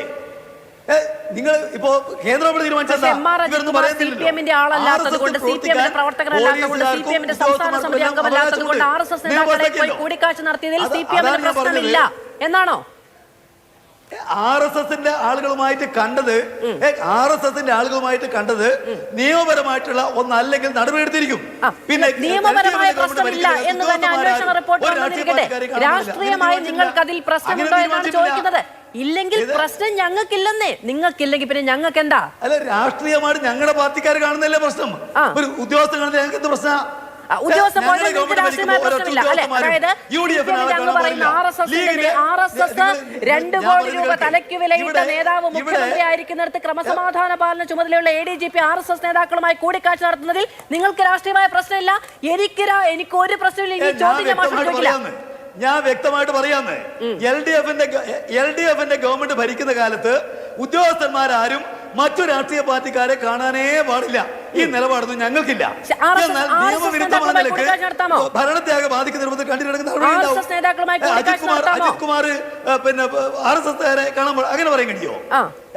ഉദ്യോഗസ്ഥന്മാര് CPM-ന്റെ ആളുകളെ പോയി കാണും, കോൺഗ്രസിന്റെ ആളെ കാണും, RSS-ന്റെ ആളെ കാണും. ഇവിടെ ഇപ്പോ പ്രധാനമന്ത്രി വരുന്നു, അയാൾ BJP-കാരനാണ്. അത് ഉദ്യോഗസ്ഥന്മാർ കാണാൻ അങ്ങനെ പറയാൻ കഴിയോ? അയാൾ കാണുന്നതിന് എന്താ എന്നാണ് ആദ്യഘട്ടത്തിൽ ചോദിച്ചത്. പിന്നീട് അദ്ദേഹം അത് തിരുത്തുന്നുണ്ടായിരുന്നു. പക്ഷേ ശ്രീ ജിൻഡോ ജോൺ, CPIക്ക് എന്തുകൊണ്ടാണ് അത് മനസ്സിലാകാത്തത്? MR അജിത് കുമാർ ക്രമസമാധാന പാലന ചുമതലയുള്ള ADGP സ്ഥാനത്ത് അധികം തുടരില്ല എന്ന് ബിനോയ് വിശ്വം ഇന്നലെ പറഞ്ഞത് പിന്നെ എന്ത് രാഷ്ട്രീയ വിരോധത്തിന്റെ പേരിലാണ്? അപ്പൊ LDFന് ഒരു നിലപാട്, CPMന് ഒരു നിലപാട് എന്നുള്ളതാണോ? അല്ല മാധു, ഇതില് ഈ പ്രകാശം മാസ്റ്ററൊക്കെ എത്ര ദുർബലമായിട്ടുള്ള വാദം എടുക്കുന്നത്. ഇവർ RSSനെതിരെ വലിയ പോരാട്ടം നടത്തി 218 ജനങ്ങൾ ഏറ്റുവാങ്ങിയ പാർട്ടിയാണെന്ന് പറയുകയും അതേ RSSന്റെ ഇന്ത്യയിലെ തന്നെ രണ്ടാമത്തെ ഏറ്റവും വലിയ നേതാക്കന്മാരെ കണ്ട ക്രമസമാധാന പാലന ചുമതലയുള്ള ADGP പിണറായി വിജയന്റെ ആഭ്യന്തര വകുപ്പിൽ മനസാക്ഷി സൂക്ഷിപ്പുകാരനായിട്ട് ഇരിക്കുകയും ചെയ്യുന്നു. എന്നിട്ട് ഇതിനെ രണ്ടിനെ ഇവർ ന്യായീകരിക്കുന്നു. നിങ്ങൾ ഏതെങ്കിലും ഒരു പക്ഷത്ത് നിൽക്കുന്നേ, നിങ്ങൾ ഈ പറയുന്നത് നിങ്ങളുടെ തന്നെ സഖാക്കന്മാർ ഈ കേരളത്തിൽ മാതൃഭൂമിയിലൂടെ കാണുന്നില്ലേ? ഒരു അല്പമെങ്കിലും ഒരു നാണവും മാനവും വേണമല്ലോ ഇത്തരം ആരോപണം ഉന്നയിക്കാൻ. ഒന്നുകിൽ ADGP കണ്ടത് ശരി, ഞങ്ങൾ അതുകൊണ്ട് മാറ്റുന്നില്ല എന്ന് പറയണം, അല്ലെങ്കിൽ അദ്ദേഹം അവിടെ തുടരട്ടെ എന്ന് പറയണം. സ്വകാര്യമോ അല്ലെങ്കിൽ ഔദ്യോഗികമോ എന്തുമായിക്കൊള്ളട്ടെ. ADGP പോലെയുള്ള DGP പോലെയുള്ള ഉദ്യോഗസ്ഥർക്ക് സ്വകാര്യവും ഔദ്യോഗികവും എന്നുള്ള രണ്ട് തരത്തിലുള്ള കൂടിക്കാഴ്ചയൊന്നുമില്ല. അവര് രാത്രി 12 മണിയാണെങ്കിലും വെളുപ്പിന് 4 മണിയാണെങ്കിലും ADGP തന്നെയാണ് ആണല്ലോ. അപ്പോൾ പിന്നെ സ്വകാര്യ കൂടിക്കാഴ്ച, രഹസ്യ കൂടിക്കാഴ്ച അല്ലെങ്കിൽ ഔദ്യോഗിക കൂടിക്കാഴ്ച ഒന്നും പറഞ്ഞ് മേമ്പൊടി ഒന്നും ചേർത്ത് അതിന് ഫർണിഷ് ചെയ്യാൻ നോക്കണ്ട. കൂടിക്കാഴ്ച നടത്തി എന്നുള്ളത് സത്യമാണ്. കാരണം അദ്ദേഹം തന്നെ സമ്മതിച്ചിട്ടുണ്ട്. ഇത് പിണറായി വിജയൻ 16 മാസം മുമ്പ് അറിഞ്ഞിട്ടുണ്ട്, എന്നിട്ടൊരു നടപടി എടുത്തില്ല. ഇത് മോശമാണെങ്കിൽ നിങ്ങൾ നടപടി എടുക്കേണ്ടിയിരുന്നില്ലേ? അപ്പൊ മോശമല്ല, പിന്നെ എന്തിനാണ് ഇപ്പൊ അന്വേഷിക്കുന്നത്? RSS നേതാക്കന്മാരെ ADGP കണ്ടത് മോശപ്പെട്ട ഒരു കാര്യമല്ല. ഉദ്യോഗസ്ഥർ അങ്ങനെ പല രാഷ്ട്രീയ നേതാക്കന്മാരെയും സംഘടനാ നേതാക്കന്മാരെയും കാണും എന്നുള്ള ബോധ്യം CPMന്റെ ഔദ്യോഗിക പ്രതിനിധിക്ക് ഉണ്ടെങ്കിൽ പിന്നെ എന്തിന്റെ പേരിൽ ഇപ്പോൾ ഒരു അന്വേഷണം പ്രഖ്യാപിച്ചിരിക്കുന്നത്? നിങ്ങൾ പറയണ്ടേ? ഇപ്പൊ നടത്തുന്ന അന്വേഷണം എന്തിന്റെ പേരിലാ? ADGP എന്തിനാ RSS നേതാക്കന്മാരെ കണ്ടത് എന്നുള്ള അന്വേഷണത്തിന്റെ പ്രസക്തി എന്താ? അങ്ങനെ കാണുന്നതിൽ ഒരു പ്രശ്നമില്ലെന്ന് താങ്കൾ പറയുന്നത്. അങ്ങനെ കാണുന്നതിൽ ഒരു പ്രശ്നമില്ലെന്ന് കേരളത്തിലെ CPMന്റെ ബ്രാഞ്ച് ലോക്കൽ സമ്മേളനങ്ങൾ നടക്കുന്ന ഒരു കാലഘട്ടമാണ്. ഈ സമയത്ത് തന്നെ താങ്കൾ പറയണം RSS നേതാക്കന്മാരെ മുഖ്യമന്ത്രിയുടെ മനസാക്ഷി സൂക്ഷിപ്പാരൻ കണ്ടതിൽ ഒരു പ്രശ്നവുമില്ല എന്ന് താങ്കൾ പറയുന്നത് അവർ കേൾക്കണം. എന്നാലേ ഈ പാവപ്പെട്ട സഖാക്കന്മാർക്ക് ഇത് മനസ്സിലാകുള്ളൂ. ഈ പാർട്ടിക്ക് വേണ്ടിയിട്ട് നിങ്ങളുടെയൊക്കെ ഉന്നത നേതാക്കന്മാർക്ക് ഇത്തരം സൗകര്യങ്ങൾ കിട്ടാൻ വേണ്ടിയിട്ട് ബാനർ എഴുതിയും മറ്റേ മതിലെഴുതിയും മുദ്രാവാക്യം വിളിച്ചും വെയിൽ കൊണ്ടും തല്ലുകൊണ്ടും വെടികൊണ്ടും ഒക്കെ കഷ്ടപ്പെടുന്ന സഖാക്കന്മാർ ഇത് കേൾക്കണം. നിങ്ങളുടെ തന്നെ നാവിൽ നിന്ന് കേൾക്കണം. RSS നേതാക്കന്മാരെ കാണുന്ന ADGP കണ്ടത് ഒരു തെറ്റുമല്ല എന്ന് നിങ്ങൾ പറയണം. അതേ നാവ് കൊണ്ട് നിങ്ങൾ പറയണം മുഖ്യമന്ത്രി പിണറായി വിജയന്റെ തലയ്ക്ക് RSSകാർ 2 കോടി രൂപ വിലയിട്ടിരുന്നു. എന്തിനാണാവോ പിന്നെ ശ്രീ എമ്മിനെ പോലുള്ള ആളുകൾക്ക് നിങ്ങൾ ഏക്കർ കണക്കിന് സർക്കാർ ഭൂമി പതിച്ചു കൊടുത്തത്? ഈ 2 കോടി രൂപ വിലയുള്ള തല RSSകാർ എടുത്താൽ അതിനുശേഷം പോയിരുന്ന് ധ്യാനമിരിക്കാൻ വേണ്ടിയിട്ടാണോ? ഒരു നാണം വേണ്ട ഇതൊക്കെ പറയാനായിട്ട്. ഏതെങ്കിലും ഒരു പക്ഷത്ത് നിങ്ങൾ നിലപാട് ഉറപ്പിക്കുക. ഒന്നുകിൽ CPIക്കാരുടെ ചെവിക്ക് പിടിച്ച് നിങ്ങൾ പറയണം, നിങ്ങൾ പറയുന്നത് തെറ്റാ, പിണറായി വിജയന്റെ ആളുകളൊക്കെ RSSകാരെ കാണും, ഞങ്ങൾക്ക് RSS ആയിട്ട് ബന്ധമുണ്ട്, അതൊരു തെറ്റുമില്ല എന്ന് പറയണം. അല്ലെങ്കിൽ ഘടകകക്ഷികളോട് പറയണം, നിങ്ങളെക്കാൾ വില RSS നേതാക്കന്മാർക്കാണ് ഞങ്ങളുടെ മുന്നണിയിൽ എന്ന് പറയണം. ഇതല്ലാതെ അപ്പുറത്തുമില്ല ഇപ്പുറത്തുമില്ലാതെ ഈ വക്യോലിൽ അത്തകിട്ട് ചക്ക വെട്ടുന്ന പോലെയുള്ള വാദം ഉന്നയിക്കില്ല പ്രകാശ് മാസ്റ്ററെ. ശരി, ഒരിടവേള. ശ്രീ VP ശ്രീപത്മനാഭൻ, ഇപ്പോൾ MR അജിത് കുമാറിനെതിരെ ആദ്യം RSS ആരോപണം ഉന്നയിക്കുകയാണ് PV അൻവർ. അതിനുശേഷം അതുവഴി മുഖ്യമന്ത്രിയുടെ ഓഫീസിനെതിരെയും, അതിനുശേഷം ഇപ്പോൾ പാർട്ടിയുടെ മലപ്പുറത്തെ ജില്ലാ സെക്രട്ടറിക്കെതിരെ RSS ആരോപണം ഉന്നയിക്കുന്നു. അപ്പോൾ BJPയെയും CPMനെയും ഒരു തൊഴുത്തിൽ കൊണ്ടുപോയി കെട്ടി അതിൻ്റെ രാഷ്ട്രീയ ലാഭം എടുക്കാനുള്ള നീക്കമാണ് PV അൻവർ നടത്തുന്നത് എങ്കിൽ അതിൽ BJP ആർക്കൊപ്പം നിൽക്കും? നിങ്ങളുടെ നിലപാട് ആർക്കൊപ്പമാണ്? PV അൻവറിനൊപ്പമാണോ പാർട്ടിക്കൊപ്പമാണോ?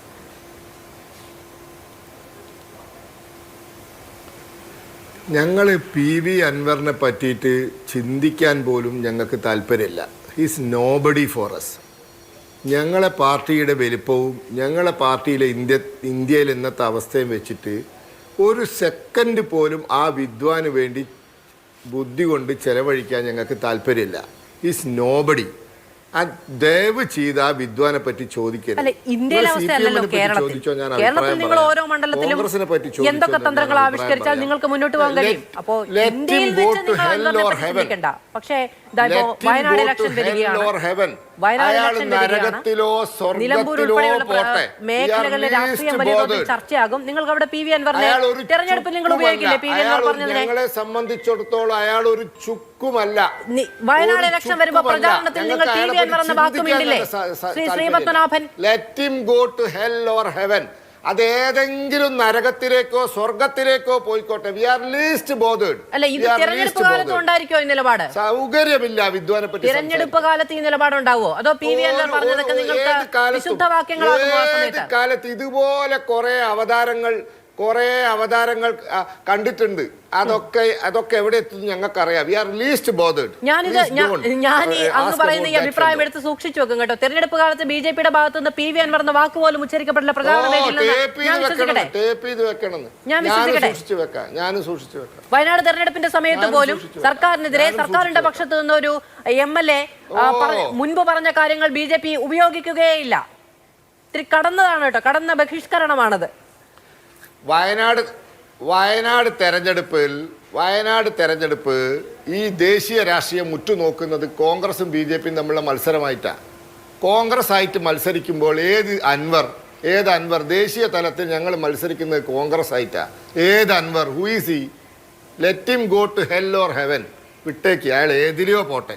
ശരി, ഓക്കെ. PV അൻവറുമായി ബന്ധപ്പെട്ട രാഷ്ട്രീയ ആരോപണങ്ങൾ അദ്ദേഹം ഉന്നയിക്കുന്നതൊന്നും അത് ന്യൂനപക്ഷ രാഷ്ട്രീയവുമായി ബന്ധപ്പെട്ടതൊന്നും ആണെങ്കിൽ പോലും BJP കേരളത്തിൽ അതിനെപ്പറ്റി ബോധർ ചെയ്യുന്നതേ ഇല്ല എന്നുള്ളതാണ് ശ്രീ പത്മനാഭൻ പറഞ്ഞു വെച്ചിരിക്കുന്നത്. വളരെയധികം നന്ദി പാനലിസ്റ്റുകൾക്കും പ്രേക്ഷകർക്കും. എന്റെ സമയം പൂർണ്ണമായും അവസാനിക്കും.